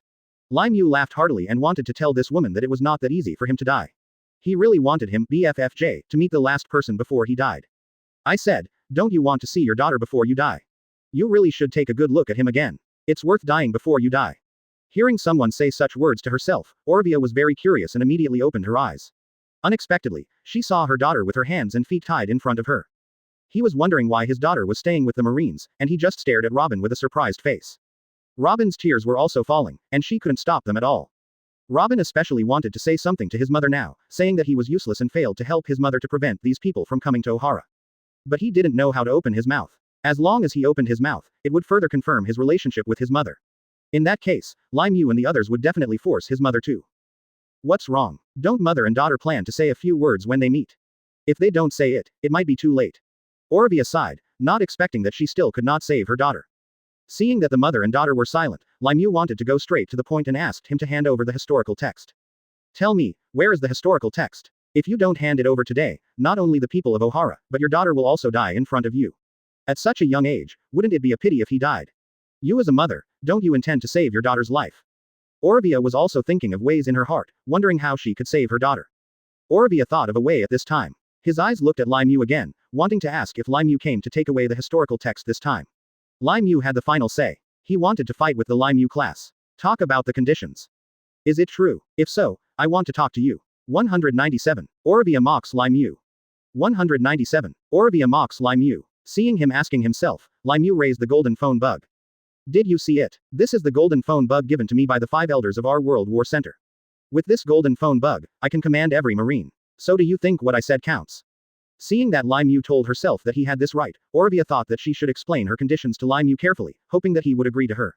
I wrote the historical text, and it has nothing to do with these Ohara people or the little girl in front of me. If you want the historical text, take me back to your marine headquarters in Marineford, and I will personally hand over the historical text to the leaders of your headquarters. You must let them go. Lai Mu was thinking about how he could deceive himself with this little trick of his. He said he was following him back, but he just wanted to protect the people of Ohara and his daughter. Even if I take him back, I still have to see the historical text with my own eyes. Do you think I will agree to you? You'd better take out the historical text first. I will take you away after reading it. I will not harm other people at all. Robin next to Lai Mu knew that his mother probably didn't have the historical text in her hands now. If her mother couldn't hand it over, it wouldn't matter if she died, but the people of Ohara would also be destroyed and die. He just looked at his mother with straight eyes. Orvia has been prepared for a long time. He knows that the Marine headquarters will rush here and he must hand over the historical text. He is not willing to watch the people of Ohara die like this. He smiled and slowly bumped his head behind him. Let's go, I'll take you to get the historical text. Seeing that he was going to hand over the historical essay, Lai Mu had to follow him in person. Come here, please help me keep a careful eye on this little girl. I must not let her escape. Lai Mu directly followed a few Marine soldiers and dragged Orvia towards the island. When they arrived on the island, Orvia took them directly to his house. He walked in and took out a book from the box. Orvia naturally wanted to pretend to be clear and make Lai Mu truly believe in her. Pretending to watch himself get the book from the box, his eyes showed reluctance. Seeing this look, Lai Mu thought that maybe he really had the historical text in his hand, so he stepped forward and snatched it away, intending to take a look. There are indeed some dense subtitles written on it, but Lai Mu was not sure whether it is true or false, or whether it must be taken back to the Marine headquarters in Marineford. Seeing that Lai Mu scratched his head after reading the historical text, Orvia burst out laughing. He really wanted to ridicule Lai Mu and the others, thinking that Lai Mu and the others didn't understand anything and still wanted to come. Implementing the Buster Call, I want to take away my own historical text. Why, the real historical text is right in front of you, don't you still recognize it? Your superiors are sending Marines like you here, aren't they afraid that your mission will fail? Lai Mu did not expect that this woman had sharp teeth and a cracked mouth, and she would talk one thing after another. Please give me flowers 0. But he really didn't have to worry about whether the mission would fail. Now that the mission is almost successful, it's right in front of him. Can't he still see it? Now that I have subdued all of you Ohara people, including you, and I have the historical text in my hands again, do you think my mission has failed or succeeded? Orvia didn't want to answer Lai Mu's words. He just sneered a few times, thinking that Lai Mu just didn't succeed. Lai Mu didn't want to argue with this woman anymore, and planned to let the Marine soldiers drag him back first. Get on the boat. 0. Let's go. Let's get back to the ship first, so we can go back to the Marineford Marine headquarters. Seeing that Lai Mu was about to take him back, Orvia stopped Lai Mu again and wanted to tell Lai Mu that the matter he wanted to discuss with Lai Mu had not been settled yet. Didn't I just say that? I handed over the historical text and followed you back to the Marine headquarters in Marineford. So are you going to free these people in Ohara? And that little girl? Lai Mu smiled, knowing that what he was most worried about was the little girl, and the little girl must be his daughter. I will indeed let the people of Ohara go, but I will only let them go if the historical text is accurate. Don't worry, I will let my Marines protect the people of Ohara first and return to Marineford. As long as it is confirmed that your historical text is true, I will let my Marines retreat back. Orvia stared at Lai Mu, thinking that the man in front of her was really smart. 198. Orvia recognized Robin. 198. Orvia recognized Robin. He actually wanted to go back to Marineford first to confirm whether the historical text was true. It seemed that he could only leave his daughter to Lao San for a while, and Lao San would let Lao San take good care of him. If you can escape from this Ohara with him, you must escape as soon as possible. Lai Mu led the Marine soldiers and Orvia back to the beach again, and Akainu hurriedly came forward. Did Lai Mu get the historical text? Lai Mu nodded, his face still with a serious expression, because he was not sure whether the historical text was true. 4 scholars. We can only return to Marineford first and let Sengoku Admiral and the 5 elders from the World War Palace take a good look at it. Akainu, there is something I want to tell you. Can you stay here? Akainu was a little surprised. He didn't understand what Lai Mu meant. Why should he stay here? Why do you want me to stay here, Lai Mu? Don't you plan to implement a buster call on them and kill them one by one? In this case, they will no longer exist, and the historical essay will also cease to exist. Lai Mu came to carry out this buster call and command the Marine soldiers to win the historical essay. But he was unwilling to hurt those innocent people, thinking that as long as he got the historical text, that would be enough. There is no need to hurt these people. Seeing them die one by one will make Lai Mu feel a little uncomfortable. Akainu, they are all innocent people. Do you really want to see them hurt like this? I hope you stay here to guard them first and don't let them escape. When we control them, this woman will eventually hand over the real historical text. Quote. Seeing Lai Mu say this, Akainu understood that Mu was not sure whether the historical text in his hand was true or false. This time Lai Mu held the golden phone bug in his hand, and everyone listened to Lai Mu. It was really hard for him to say anything now. Seeing that Akainu didn't speak, Lai Mu knew that Akainu might be reluctant, but she still hoped that he would listen to her. What Akainu, are you not going to listen to me? Akainu shook his head. No Lai Mu, since you have given such orders, how could I not obey you? Then you can rest assured and leave it to me. I will take these Marine soldiers and stay here well. Look at them, waiting for you to send me news, and then retreat to the Marine headquarters in Marineford. Seeing Akainu obeying his orders, Lai Mu was very happy. He patted Akainu on the shoulder and wanted to take them back immediately. Let's go, we'd better get on the ship immediately and rush back to the marine headquarters. Seeing that Lai Mu and the others were dragging Orvia onto the boat, Robin desperately called out to her mother. He knew that once his mother left, there might be no way to come back. I don't know if I can call her mom again in the future. Mom, don't go, go. Orvia saw his daughter crying so pitifully, and he felt very uncomfortable in his heart. He called out to Lai Mu again, wanting to say goodbye to his daughter and talk to her. A whisper. Wait a minute, can I have a few words with my daughter? Seeing that the woman finally admitted that the little girl in front of her was her daughter, Lai Mu nodded, intending to give the mother and daughter a chance to say goodbye. Go on, tell me quickly, don't waste time, we have to return to the Marineford Marine headquarters in a hurry. Orvia nodded. When the marine soldiers saw Lai Mu, they also wanted to help the mother and daughter. They did not pull Orvia anymore. Orvia directly rushed to her daughter's side and hugged her with all her strength, his own daughter. He knew that he would never have this kind of opportunity in the future. When Robin saw his mother hugging him so hard, his little hands also hugged his mother hard. Mom, do you really want to follow them? Orvia's heart is bleeding now, but he really has no way at all. Only by doing this can he save his daughter and the people of Ohara. You heard what Mom said, you must take good care of the things Mom gave you. Do you understand? The only person you can rely on in the future is that third child. After Orvia said something, he looked at Lao San. Lao San and Orvia have always gotten along very well. He knew that Orvia was a scholar who focused on history.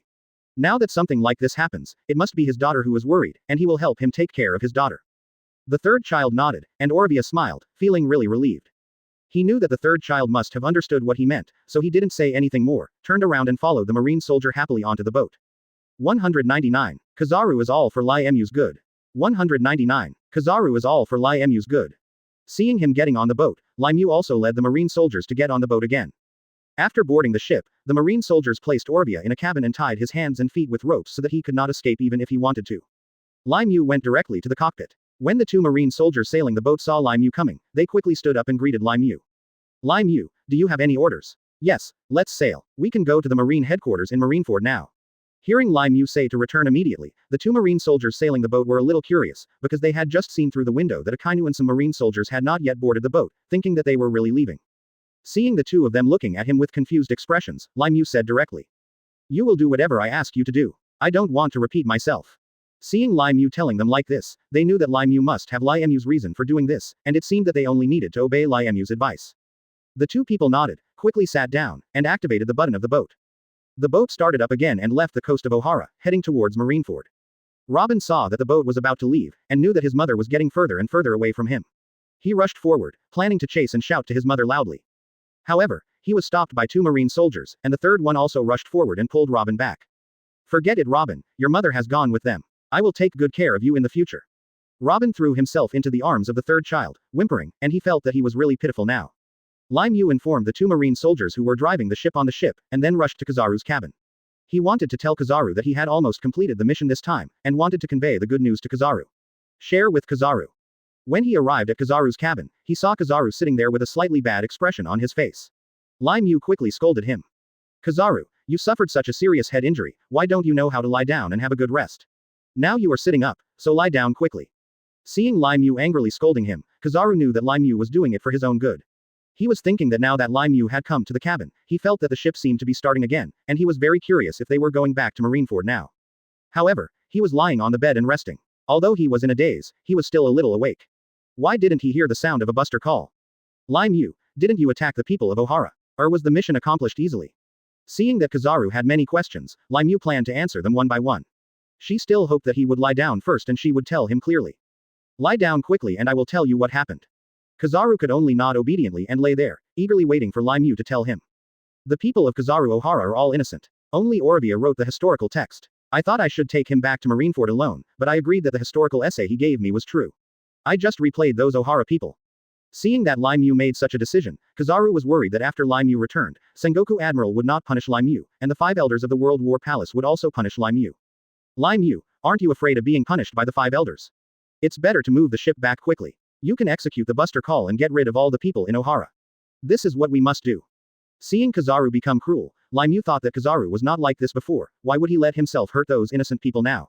Lai Mu stared at Kizaru with questioning eyes. Kizaru knew that it was a bit bad for him to 720 persuade Lai Mu like this, but he was doing it for Lai Mu's good. Lai Mu, I'm your good friend, I really don't want to see you punished. Lai Mu is thinking that punishment is impossible, and no one will punish him, because the 5 elders of the World War Palace are not his opponents. Don't worry, Kizaru. I know you are doing it for my own good and don't want me to get hurt. But if you think about it, who can touch me? Don't worry and have a good rest. The ship is already far away from Ohara. In 2 or 3 days, we might reach Marineford. I was a little tired, so I went back to my cabin to take a rest. As Lai Mu said, he covered Kizaru with a quilt and left Kizaru's cabin directly. Kizaru sighed, knowing that there was no way to persuade Lai Mu. He could only go back and discuss it with Sengoku Admiral to protect Lai Mu and prevent him from being harmed. Point 200. Orvia jumps into the sea. 200. Orvia jumps into the sea. Orvia was unwilling to follow Lai Mu and the others back to Marineford. He knew that after returning, the 5 elders of the World War House would discover that the historical text he gave to Lai Mu was false. It would be better for him to jump on the boat now, jump into the sea, and end his life, which would be considered a relief. She believes that the 3rd child will help her take care of her own daughter. I want to get out. I don't want to stay in the cabin. I want to get some air. He shouted loudly over and over again. The 2 Marines guarding the door did not expect that this woman would be so noisy. They also opened the door and glared at Orvia fiercely. Shut your mouth, it's really annoying. The Marine soldier's words were still unpleasant, but Orvia still smiled and shouted loudly, just to get out of the cabin. I'm going to the deck. I need to get some air. I can't stay here forever.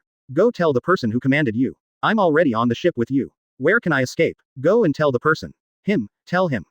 Orvia's words became louder and louder, and the 2 Marine soldiers had no choice but to inform Lai Mu. Lai Mu really didn't expect that this woman was really similar to his daughter.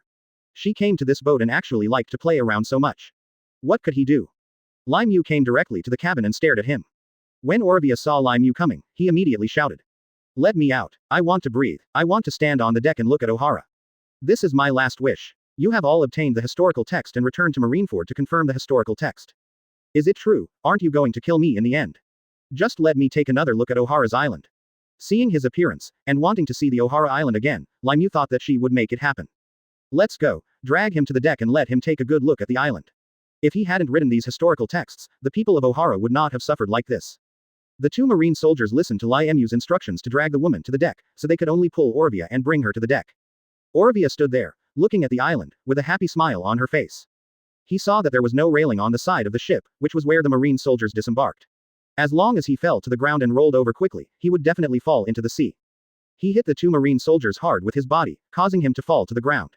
Like a ball, he rolled down to the side without the railing. With a loud thud, he fell into the sea water. The 2 Marine soldiers were stunned. They didn't expect that he didn't want to live anymore and just fell into the sea water. The 2 Marine soldiers were a little confused now and didn't know what to do. The 2 looked at each other and knew that they had to rescue this woman first. If the historical text that Lai Mu took was false and the woman was drowned now, Lai Mu would have no way to find the real historical text. Go and inform Lai Mu. I will rescue him now. The Marine soldier took the swimming ring, put on the life jacket, and jumped in with a bang. Another Marine soldier rushed to Lai Mu's cabin and knocked heavily on Lai Mu's door. Lai Mu was very upset. He wanted to take a rest, but the door was knocked again and again. Are these Marine soldiers so useless?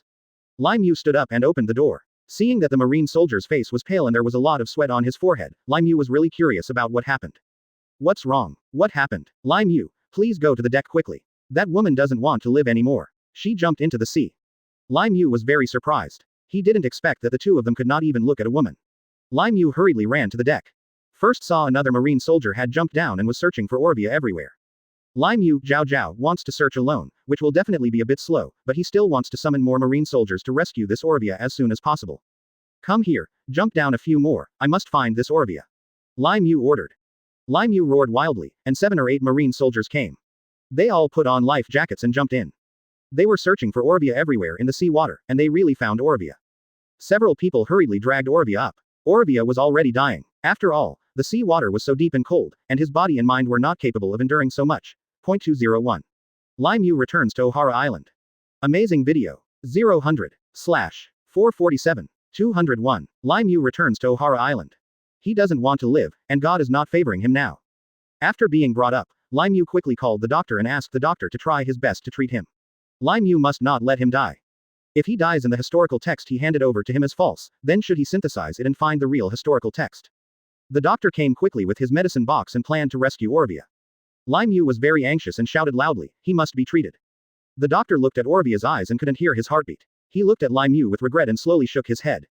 Seeing the doctor like this, Lai Mu really didn't need to embarrass the doctor anymore, knowing that this Orvia would not survive.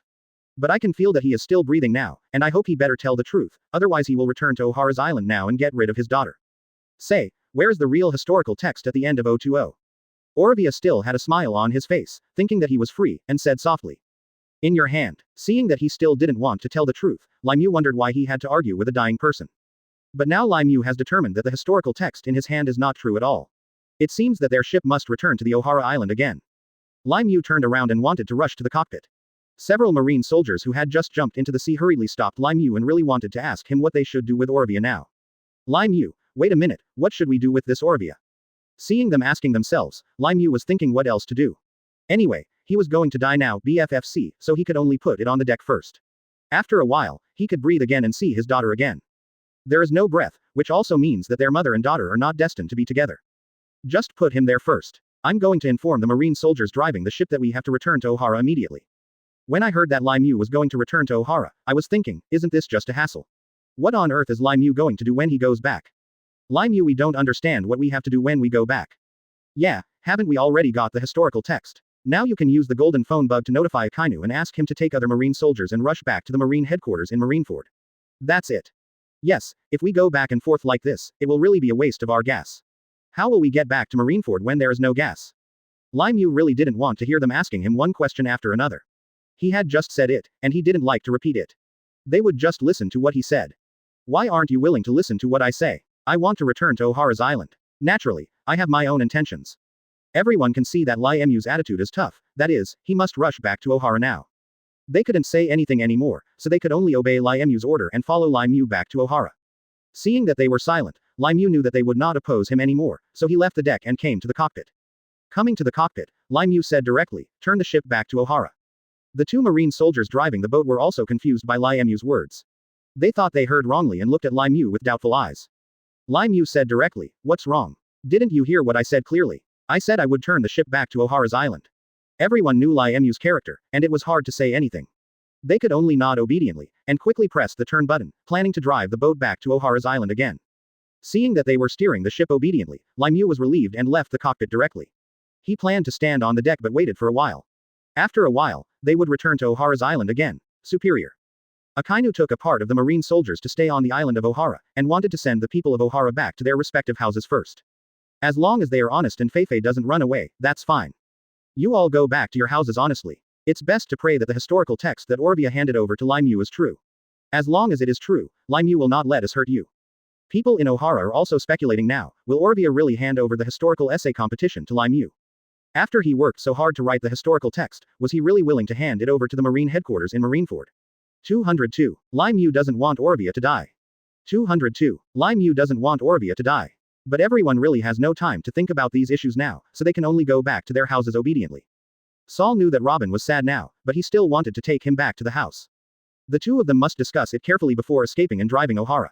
Otherwise, if they stay here, they may be in danger at any time. Come on Robin, let's go back to your mother's house first. Robin could only nod his head obediently and follow Saul back to the doctor's house. Just as the two people turned around, everyone heard the sound of the ship's whistle on the sea. Robin looked towards the sea again, and he saw a large ship, rushing towards Ohara again. He was very familiar with that big ship. He knew it was Lai Mu's big ship. But now he is a little curious as to why Lai Mu and the others came back again. What about his mother? Is he dead or alive now? Robin just stood there without intending to leave, and the other people in Ohara were also looking at the sea level. Including Akainu and other marine soldiers were also very curious as to why Lai Mu and the others came back again. Akainu hurriedly ran to the coast, wanting to stand there and wait for Lai Mu and the others. About 10 minutes later, Lai Mu's boat docked at the coast again. After the boat was docked, Lai Mu said directly, carry it down for me. After hearing Lai Mu's order, two marine soldiers came and lifted Orovia from the ship again and placed it on the beach. Seeing that the person being carried down looked a bit like his mother, Robin rushed forward regardless of the obstruction of Saul and the marine soldiers. He saw his mother, who was dying and her face was pale. He was thinking if she would wake up now that he was calling her mother. She shook her mother's arms with both hands. Mom, wake up, wake up. Lai Mu followed the two marine soldiers and walked off the boat. At this time, he saw Lai Mu standing in front of him, and he let go of his mother's arm. He wanted to question Lai Mu why his mother was like this. Tell me, why did you hurt my mother? Why is my mother closing her eyes tightly and unable to wake up? Seeing the little girl in front of him questioning himself, Lai Mu wanted to tell him that he never meant to hurt his mother, it was his mother who didn't want to live anymore, and he really couldn't blame himself. Your mother didn't want to follow me to the Marine headquarters in Marineford, and she didn't want to be harmed by others when she got there, so she chose to commit suicide and jumped into the sea to end his life. I asked the doctors on my ship to try their best to save him, but there was still no way to save him. I'm really sorry. Now Robin hates Lai Mu so much that even if Lai Mu says sorry, he still won't accept it. He raised his little fist and hit Lai Mu on his body. But now Lai Mu still wanted to ask him something important. When his mother was leaving, she acknowledged his identity and whispered a few words in his ear. Asking for flowers 0. Lai Mu really guessed that there might be historical text hidden in him. Lai Mu directly pinched his wrist with his hand. His wrist was as thin as a stick without a stick. Robin was pinched so hard by Lai Mu that she screamed and shouted desperately, hoping that Lai Mu would let go. Let me go. Let go of my hand. When Saul saw Robin being bullied, he immediately rushed forward. Saul was very big, but he was unarmed. There was really no way he could fight against Lai Mu, even Akainu and other marine soldiers. 0. Lai Mu gave Akainu a wink. Akainu understood what Lai Mu meant, and directly led a few marine soldiers to stop Saul. Lai Mu stared at Robin, hoping that he would be more honest and hand over the historical text. If he doesn't hand it over, the people of Ohara will still be in danger. I advise you not to do the same stupid thing as your mother and hand over the historical text. What your mother gave me must be fake, otherwise she would not have chosen to die. I also believe in the historical text. He won't trust anyone who gives it to him, and it will definitely be in your hands. You left it to me, and the people of Ohara are safe. If you didn't leave it to me, they would all be destroyed with you today. Robin was stunned there. He didn't know what to do. He didn't know whether he should hand over the historical text written by his mother to Lai Mu. He has a lot of reluctance in his heart. Now that his mother is dead, if he really hands over the historical text to Lai Mu, will his mother blame him? 203. Robin can't have it both ways. 203. Robin can't have it both ways. He stood there thinking for a long time and hesitated for a long time. Lai Mu knew that he would not give him the historical text easily. What he just said was to scare him. How could he hurt those innocent Ohara people? Only now did Robin understand a truth. It seems impossible to have both sides of everything. Now he can only deceive Lai Mu and tell Lai Mu that the historical text is not in his possession. However, he will give his mother's historical text to Lai Mu so that he can get more time and see if he can help the people of 933 Hara and let them escape from here without being harmed by Lai Mu and the others. Okay, I'll give you the text of the history, but it's not possible now. Can you wait a moment? Saul knew that it was not easy for Orvia to create the historical text, and he hoped that Robin would never compromise, as they were not afraid of death. Robin, you can't, no matter what, give them the historical text that your mother worked so hard to write down. Seeing Saul go to stop the little girl, Lai Mu felt that his voice was really noisy, so Akainu immediately took out a piece of cloth and stuffed it in Saul's mouth. Saul was restrained by marine soldiers on one side, and now his mouth was gagged, as if he could no longer do anything. Lai Mu looked at Robin again, hoping that he would not play any tricks on her. Okay, I'll just wait and wait for you to hand over the real historical essay to me. As Lai Mu said, he let go of his hand, and Robin also planned to bury his mother first. His mother's whole life's hard work was completed in Ohara, and he wanted to bury her on the island of Ohara. You release Saul first, I need his help to bury my mother on the island of Ohara. Lai Mu nodded and looked at Akainu, who could only instruct the two marine soldiers to release Saul. After Saul was released, he quickly took off the cloth on his mouth, and he and Robin came to Orvia's side. He picked up Orvia on his back, and headed to Ohara's island with Robin. Go over there. Lai Mu made a direct gesture, and Akainu led some marine soldiers and followed Robin and Saul. Robin and Saul walked forward, thinking in their hearts what kind of method they should come up with to save the people of Ohara and prevent their mother's historical text from being obtained by Lai Mu. Saul especially wants to ask Robin, is he really going to hand over his mother's historical text to Lai Mu? Robin, that was your mother's lifelong effort. If you leave it to Lai Mu, your mother will not feel at ease even if she dies. Robin nodded slowly. He knew that Saul was right, and he would tell Saul that he would definitely think of a way to have both ends. Don't worry, Saul, how could I be willing to hand over my mother's lifelong efforts to them? I will definitely find a way. The two people continued to walk forward. Lai Mu was also watching the people of Ohara, hoping that they would understand the truth. He did not want to hurt them, but he had to get the historical text. I hope you can cooperate with me in forcing that little girl. The real historical text is in his hands. As long as you help me force him to succeed and hand over the historical text, I won't hurt any of you. Quote, but if you don't help me do this, not only you, but also your family and your little child may be harmed.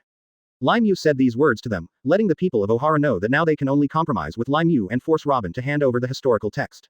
In this world, they have no choice but to ask Robin to be kind and take good care of them. The people in Ohara looked at Lai Mu, so sincerely, and nodded one by one. Seeing that they agreed with his suggestions, Lai Mu looked directly at Robin in the distance and Saul, who was carrying Orvia on his back.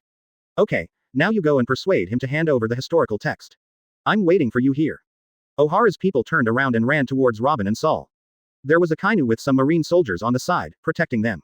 The Ohara people shouted loudly towards Robin and Saul. Robin, wait a minute. Robin, wait a minute. Robin heard someone calling him from behind and turned around slowly. He didn't expect that so many Ohara people were already walking towards him. Robin was very curious. They shouted what they were doing, and saw many Marine soldiers beside them. Point 204. Ohara people plead with Robin. 204. Ohara people plead with Robin. The people of Ohara soon caught up with Robin and Saul, and they knelt down in front of Robin one by one.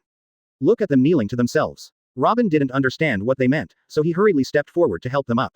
They were still shaking their heads. They were very sorry for Robin, but hoped that Robin would be able to take care of them for so many lives. Think about it. Robin, we have small children and elderly people in every household. Are you really willing to watch us be destroyed like this? Yes, just hand over the real historical text. Robin did not expect that these Ohara people would come to beg him. Was it Lai Mu who ordered them to do this, or were they really afraid of death and could only come to Kong to beg him? Robin didn't know what to choose. Saul on the side was still angry, thinking that these people in Ohara were really hateful, actually forcing Robin like this. That's Robin's mother's lifelong effort, why is it like this? You are so annoying. Robin is just a little child, and you are forcing him like this. Robin looked into the distance at this time, and he saw Lai Mu staring at him. He wondered if it was Lai Mu who was forcing these Ohara people. It seemed that he could only take out the historical text. He planned to take a good look at it first to see how his sister wrote the historical text. Even if he hands it over, so what? He will still negotiate this condition with Lai Mu just like his mother, that is, the text of history has given him, including himself, Saul, and the people of Ohara, no one can die. Saul, go help me and install my mother first. I will have a good talk with that Marine. Robin no longer followed Saul to bury his mother, but walked past the Ohara people and went straight to Lai Mu. When Lai Mu saw the little girl walking towards him, he knew that he would immediately hand over the history essay to him. Soon Robin walked up to Lai Mu and stared at Shi Mu. Lai Mu smiled. Why are you looking at me like that? Am I so annoying to you? Yes, I am disgusted by you. You are so scheming to intimidate the people of Ohara and make them beg me, knowing that I will not refuse so many of their lives. Quote. How could I watch them die for no reason? Don't worry, I will hand over the historical text to you early tomorrow morning. But I, Saul, and these people of Ohara, you can't hurt any of them. Lai Mu was thinking that since he had the real historical text in his hand, why not give it to him immediately? He had to delay the time until tomorrow, and he would not be able to escape with Saul in the meantime. Do you think I still trust your words now? Will I agree to the conditions you propose? Seeing Lai Mu asking herself, Robin knew that Lai Mu was a little reluctant, but hoped that Lai Mu could believe in him again. Don't worry, I really won't escape, and you can send many Marine soldiers to guard outside the house where I will stay tonight. I will definitely hand over the historical text to you early tomorrow morning. Akainu came to Lai Mu and hoped that Lai Mu would not believe what this child said. Kizaru was hurt by this child, which shows that this child is really scheming. Lai Mu absolutely cannot trust him. What if he plays another trick on us? Robin glanced at Akainu, really afraid that after Akainu said these words, Lai Mu would not believe him. Lai Mu still plans to give Robin a chance, hoping that he will put the people of Ohara first and think carefully about what will happen next if he does not hand over the historical text to himself. Well, 980, you have to remember that the people of Ohara are very important. Don't let them lose their lives because of you. Go ahead, I will go back to the ship and wait for your news. I will see that history early tomorrow morning. Text. Robin nodded and left Lai Mu's presence directly. Lai Mu also wanted to go back to the boat to have a rest and leave everything to Yan. Everything here in Akainu is left to you. Akainu could only nod his head and obey Lai Mu in everything. Lai Mu returned to the ship and did not go to see Kizaru. He knew that with the care of Marine soldiers and doctors, Kizaru should get better. Now he really wants to close his eyes and take a good rest, because in order to get this historical text, this Orvia is already dead, and he doesn't want to see the innocent people of Ohara one by one. A tragic death. Robin returned to the people of Ohara. He looked at the people of Ohara and said directly, Point 205. Kizaru was blocked and couldn't go out. 205. Kizaru was blocked and couldn't go out. Don't worry, I have told Lai Mu that I will hand over the real historical text to him early tomorrow morning, and you will not be harmed. After Robin said this, he wanted to find Saul and bury his mother properly first. After his mother was buried, Saul was still a little angry with Robin, and then thought about Robin agreeing to them so easily. Robin, you child is really disobedient. How can you agree to these Ohara people? Do you really want to hand over the historical text? Robin nodded. Yes, Saul, I really don't want to see them get hurt like this, but don't worry, I will use my time tonight to read the historical text written by my mother carefully. Take a look, and when the time comes, I will once again write a historical text. Saul was really surprised. He didn't expect Robin to have such an idea. But I think this kid's idea is really good. It seems that I should accompany him to take a good look at it tonight. Kizaru fell asleep soundly every day on the ship. He really wanted to go out for some air. He slowly opened his eyes and saw the two Marine soldiers beside him, as well as the doctor staying in his room. Slowly sat up again. When everyone saw Kizaru wake up, the doctor rushed to greet him. How's it going, Kizaru? Does your head still hurt? Kizaru shook his head. Fortunately, it really doesn't hurt much anymore. Seeing that Kizaru said there was no more pain, the doctor was really relieved. Kizaru put his feet on the ground and wanted to go out with his shoes on, but two marine soldiers stopped him. Kizaru, what are you doing? Of course I want to go out and get some fresh air. Being stuck in this cabin all the time makes me feel a little bad. The two marine soldiers still didn't intend to give in. They were afraid that if they let Kizaru out, if Kizaru caught the cold again, Exiamu would definitely blame them. Kizaru, just stay here and have a good rest. It's better not to go out. Kizaru was thinking that they were just little marine soldiers, and he was the vice admiral. The two of them actually stopped him, which made him feel a little dissatisfied. I told you two to get out of my way. Even Lai Mu can't stop me like this. Kizaru lost his temper, and the two of them had no choice but to step aside and let Kizaru go out first. One of them could only quietly inform Lai Mu first. Kizaru was a little surprised after he went out. He didn't expect that their ship did not sail towards Marineford, but returned to Ohara's island and docked on the coast. He was thinking, didn't Lai Mu just get the historical text? Is he going back to Marineford? Why is he returning to Ohara's island now?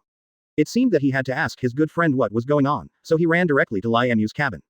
Seeing the marine soldier who had just taken care of him come to Lai Mu's cabin door, Kizaru quickly called him. What are you doing in Lai Mu's cabin? Seeing Kizaru questioning him, the marine soldier didn't know how to answer. It was true that he came to report to Lai Mu. Kizaru went out to get some fresh air. Now Kizaru asked himself, if he had said that, Kizaru would definitely be even more furious. He might not return the favor. He really teaches himself a lesson. Seeing that he didn't speak, Kizaru glared at him and shouted loudly, get out. The marine soldier was so frightened by Kizaru that he rolled over and immediately left his presence. Kizaru rolled, and Lai Mu heard it clearly in the cabin. I was really curious about what happened outside the door, so I stood up and opened the door. Seeing his good friend standing at the door of his cabin with a pale face, Lai Mu quickly pulled him in. Quote. I said, why are you here? Is there something wrong? Lai Mu has too many things. I want to ask you carefully, why did we return to the island of Ohara? Lai Mu sighed, not knowing where to start, and felt a little worried as he sat there. Seeing Lai Mu like this, Kizaru really wanted to share Lai Mu's worries. He hoped that Lai Mu could understand that he was also his good friend. No matter what Lai Mu did, he King Zhao's was not only if you can support, you can also help. What's going on with Lai Mu? Just tell me, I'm your good friend. Do you still want to hide it from me? Seeing Kizaru just standing there, Lai Mu quickly pulled him and asked him to sit down first. Naturally, she would not hide or tuck him. Lai Mu nodded and explained the cause and effect of the matter. Kizaru was also very surprised. He did not expect that Orvia would actually jump into the sea to die. No wonder he made his good friend feel worried. Kizaru slowly sat next to Lai Mu, wanting to comfort Lai Mu and tell Lai Mu that he was by his side. 206. Kizaru comforts Lai Mu to relax. 206. Kizaru comforts Lai Mu to relax. Lai Mu, don't think too much. I have witnessed your ability and strength. I know you can definitely do this well. Hearing the encouragement from his friend, Lai Mu still felt comfortable. He nodded with a smile and patted his chest. He also believed that he would definitely do this well. Don't worry, Kizaru. The little girl has already said that he will hand over the real historical text to me tomorrow morning, but I am still a little confused and always curious about why he wants to hand it over to me tomorrow morning instead of now. Kizaru knew that Lai Mu was very cautious in this command mission. It is possible that Lai Mu thought too much and hoped that Lai Mu would relax a little more. Lai Mu, don't think too much. What's up with a little girl? Lai Mu nodded, still hoping that Kizaru could go back to his cabin to have a good rest. You just came out to breathe, and you came to my room again. I also told you everything that was on my mind. It's better to go back to the room and rest quickly. Kizaru nodded, stood up and left Lai Mu's cabin. Lai Mu also lay there, closed his eyes and fell asleep. Akainu led the other marine soldiers and had been guarding the island where they were looking for Ohara, surrounding the group so that no one from Ohara could jump out again. After Saul and Robin finished burying their mother, they returned to their mother's room. Saul was afraid that Robin would be tired if he memorized the historical text alone, so he still wanted to help Robin. Robin, let me help you. You remember the first half, and I'll help you remember the second half. Robin shook his head. He thought that his mother was so great and a scholar. She could write these historical essays smartly, so why couldn't he memorize the historical text? Don't worry, Saul, just go and rest, I'll just come and watch on my own. Robin sat there, lit the lamp, and looked at it seriously. The marine soldiers arranged by Lai Mu have been guarding outside Robin's mother's house. They are very curious about why the little girl doesn't rest so late at night. She just sits there and seems to be doing something. Just like this, one night passed. Robin probably wrote down his mother's historical essay. He thought that after he was freed and was released by them, he would write out his mother's historical essay again and publish it. In the world. Although it was not my mother's personal note, it was something that my mother wanted to repeat. The marine soldiers still felt that something was a little strange and planned to inform Lai Mu first. Lai Mu wanted to get the real historical text as early as possible, so he came out of the cabin early in the morning and rushed directly to the island of Ohara. I happened to see a marine soldier running towards the coast, and soon Lai Mu and the soldier were face to face. BFEF, the marine soldier clasped his hands and said directly, Lai Mu, there is something I want to tell you. Lai Mu nodded, hoping that he would just say what he had to say. Tell me what happened. Last night, the little girl didn't rest all night. She just sat under the light and didn't know what to do. There were also beeping sounds in the house. When Lai Mu heard that the marine soldier came to report this matter to him, Lai Mu was particularly curious about what Robin did last night. It seemed that he should ask the little girl personally. Let's go see the little girl first and ask her to hand over the real historical text to me. The marine soldier nodded and followed Lai Mu to Orvia's house. Robin and Saul also walked out of the house. Rosso's face had the innocence and tenderness of a child before. But now there is no more, because his mother died, making him grow up a lot overnight and become very strong. With a serious expression on his face, he went to face Lai Mu. Lai Mu saw the little girl holding a book in her hand and knew that it might be the real historical text.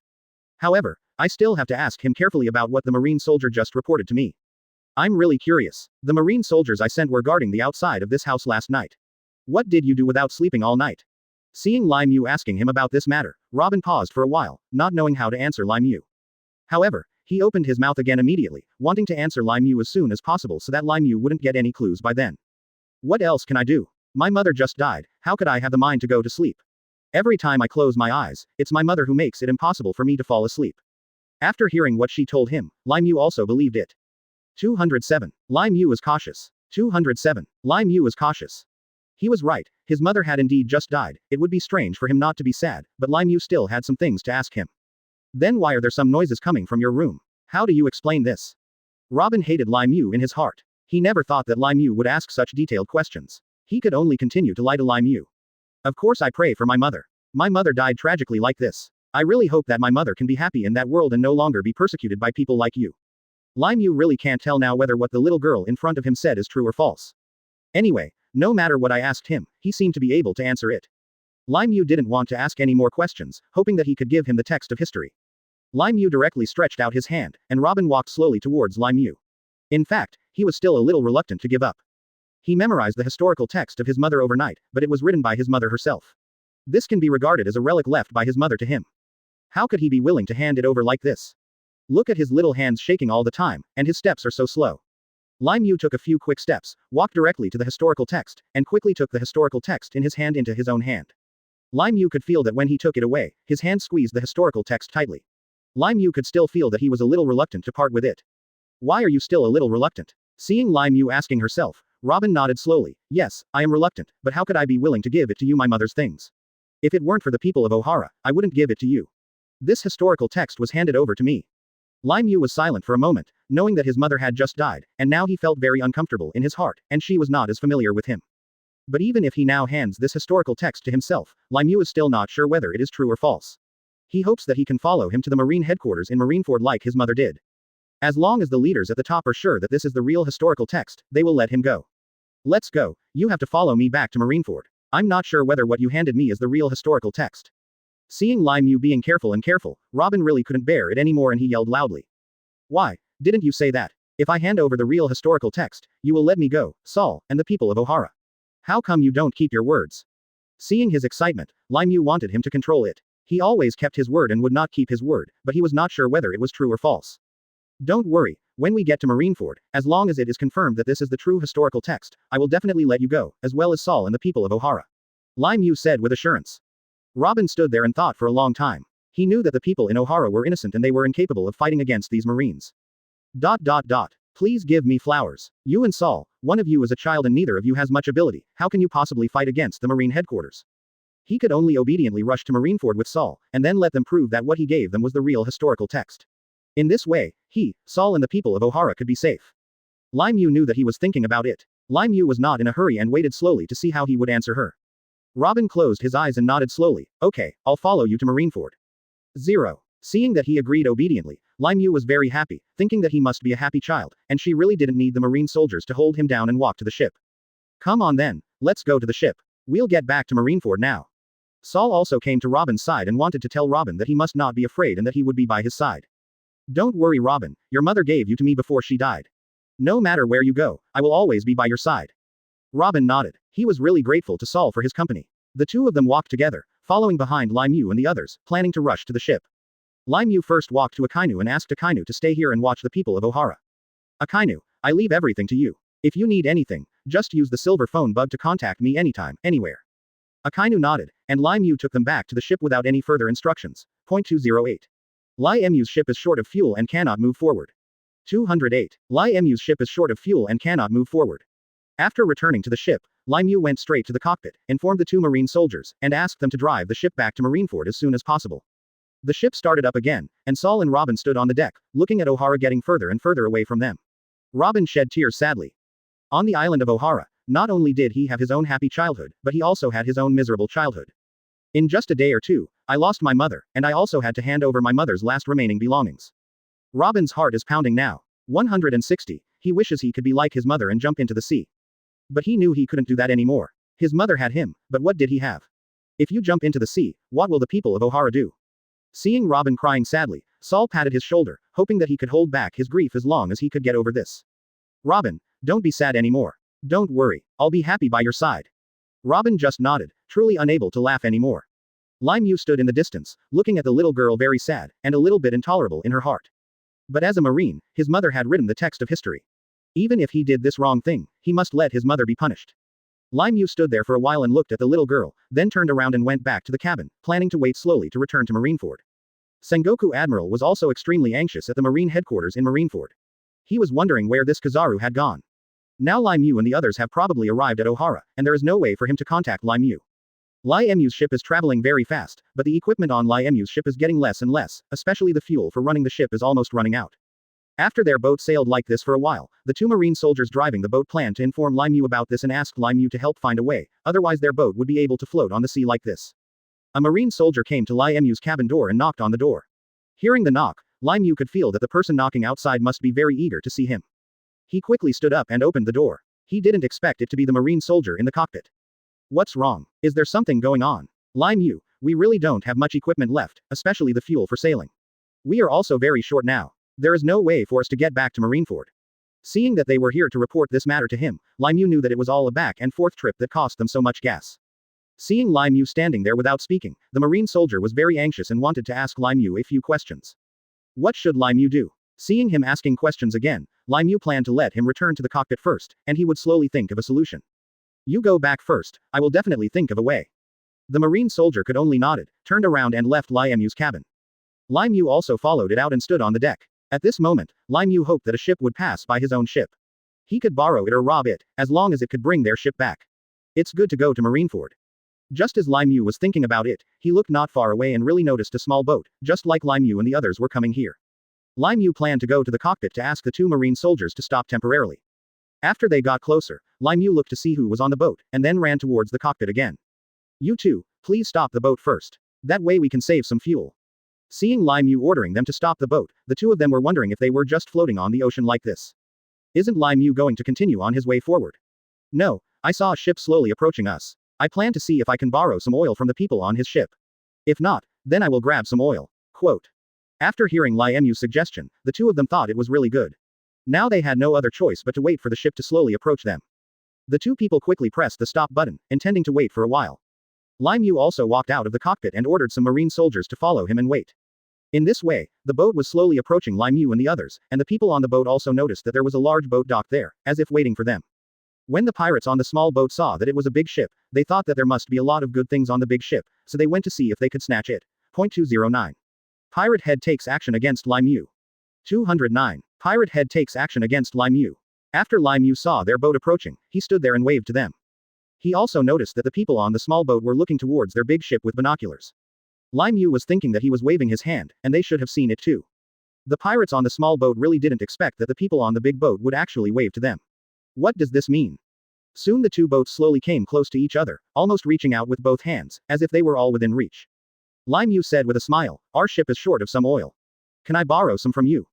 The pirates on the boat burst into laughter. They really didn't expect that the person in front of them would ask to borrow something from them. It was good enough that I didn't rob him of anything, so how could I lend him something? What does your lack of oil have to do with me? 15 I lent it to you, when will you return it to me? Lai Mu could tell from the tone of the people on the other side that they were unwilling to lend the oil to him. Lai Mu thought that if they were unwilling, he would have no choice but to grab it. I plan to give you another chance to think carefully about whether you want to lend me the oil. If you don't, I won't be polite today. When the pirates on the boat saw how stubborn Lai Mu was, they no longer planned to lend oil to Lai Mu. They directly picked up their sharp knives and rushed to Lai Mu's boat. Seeing how ignorant these pirates were, Lai Mu thought that today he would let them see how powerful he was. When their feet were about to step onto Lai Mu's boat, Lai Mu slowly squatted down on one leg and stepped back with the other leg. All the strength in Lai Mu's body came to this foot. The strength was also quite powerful, which directly caused Lai Mu and his ship to move backward on the ocean. Because the ship moved, the pirates just stepped on the railing, which was very unstable, and fell into the seawater all of a sudden. Fortunately, they were wearing some life jackets and swimming rings, so they didn't drown all at once. Lai Mu stood on the deck and laughed. How about it? I didn't expect that I would fall into the water. You still want to fight with me? You are really overestimating your own capabilities. The pirates still didn't give up, and climbed up one by one along Lai Mu's railing. Lai Mu stood there, seeing them coming up, and said loudly, "Fire some marine cannons for me, so I can blast them." The marine soldiers followed Lai Mu's order and began to light the marine cannon. With a roaring sound, the marine cannon fired out again, directly hitting the pirates who were about to climb up. The pirates were once again bombarded into the seawater, and some of them were already covered in burning black. Falling into the seawater saved their lives. Some pirates wanted to climb up again, and Lai Mu directly pulled out a sharp knife, intending to give them another good blow. The marine soldiers wanted to rush forward with Lai Mu. Lai Mu said loudly, "Let me do it myself. Let them see how powerful I am today." The pirates didn't believe it, thinking that Lai Mu was just one person and there were so many of them, so there was no way they could teach a marine a lesson. Lai Mu tightened his grip on his sharp knife and swung it towards them. Each knife was swung at their vital points, causing them to either have their chests stabbed with sharp knives, or their necks to be scratched by sharp knives. They lost too much blood, and fell into the seawater one by one. Those who just came out were all small pirates. Lai Mu looked at the pirate leader on the opposite boat. The pirate leader saw that some of his little pirates were dead and floating on the ocean. The water turned red, which made him really furious. I feel that I really should take action now. My little pirates can't deal with the marine in front of me. I must have these 323 skills. He directly rushed towards Lai Mu with a sharp knife. His lunge was really fast, and the span was also quite large, and he jumped directly onto Lai Mu's ship. Lai Mu was really impressed by him, but no matter who it was, there was no way he could deal with him. Lai Mu took a sharp knife and started fighting with him. The two of them were fighting equally. Lai Mu felt that the sharp knife in his hand was really in the way, and wanted to use his fists and feet to fight against this pirate head. He just threw the sharp knife on the ground. The pirate leader was very surprised. He didn't expect that Lai Mu didn't use a weapon to fight against him, so he would definitely be better. He held a sharp knife and stabbed Lai Mu with more force. Lai Mu saw his sharp knife swung towards him, raised his leg, and kicked his hand and neck with his foot. 210. Lai Mu gives marine soldiers a chance to show off. 210. Lai Mu gives marine soldiers a chance to show off. He felt a sting in his hand, and the sharp knife was thrown to the ground. Seeing his weapon being dropped to the ground, Lai Mu became more confident to continue fighting against him. Lai Mu raised his foot again and kicked his chest. He kicked his chest several times in a row, making him feel as if there was a stream of blood flowing upwards from his chest. Then he opened his mouth and spit out a lot of blood. The other pirates didn't dare to rush forward anymore. They didn't expect that this marine would be so powerful and teach their pirate leader such a miserable lesson. The pirate leader can now only give all his hopes to the other pirates, hoping that they can rush forward and fight against Lai Mu together. Come forward and teach this marine a lesson. Lai Mu sneered a few times, thinking that he was not his opponent, so how could those pirates be his opponent? I just stood here and waited. I didn't need to waste a single soldier, so I let them rush forward casually and give them some colors to take a look. Your pirate leader is giving you orders, don't you understand? It's better to rush forward quickly. Lai Mu said provocatively. The pirates held sharp knives in their hands and walked slowly, approaching Lai Mu bit by bit. Seeing their timid appearance, Lai Mu burst out laughing, really wanting to give them a chance to bow their heads. Even though they were fierce before, they are still ordinary people and sometimes they are afraid. Who allowed them to meet themselves and their opponents? I will give you a chance. As long as you hand over the oil on your ship to me as soon as possible, I will not hurt you, and I will let you go. But if you don't hand over the oil, you will not only be hurt today, I will be the one who will occupy everything on your ship. The little pirates were hesitating, not knowing whether they should listen to Lai Mu. The pirate head squatted there, covering his chest, glaring at his pirates, wondering what they were hesitating about and not rushing forward. You listen to me, but you still have to listen to that marine. Hurry up and rush forward, or I will deal with you one by one first. Lai Mu burst out laughing when he saw that the pirate leader was still so arrogant. I think he is really interesting. He is like this now. How can he have the ability to teach the little pirates under him? Don't look at yourself to see if you still have the ability. Do you really have the strength to teach them a lesson? Just take care of yourself. After what Lai Mu said, he looked at the little pirates again, wanting to ask them if they had thought about it. How is it? Are you still hesitating? Haven't you considered it yet? If you continue to hesitate, I will take action. The little pirates looked at the pirate head with fearful eyes. The pirate head still wanted to continue ordering them, and he roared loudly. You must rush forward for me today. Do you really want him to take away the things and oil on our ship? Are you really just wishful thinking? Will he let us go? Quote. Seeing the pirate leader reminded them again, they felt that they should have a good fight with the marine in front of them. Their pace became a little faster, and they slowly approached Lai Mu. Lai Mu knew that they were pirates with greedy hearts. The gold, silver, jewelry or precious things on their ship were all obtained by them with all their efforts.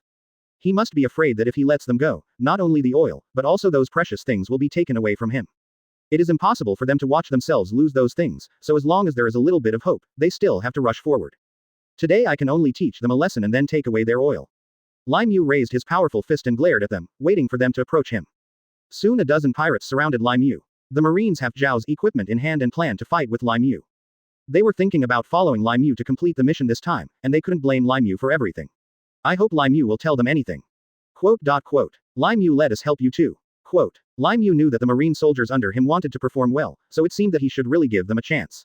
Well, today we will go together to destroy these nasty pirates and defeat them all one by one. Seeing Lai Mu say this, they all rushed forward together. The Marine soldiers were very happy and everyone started fighting.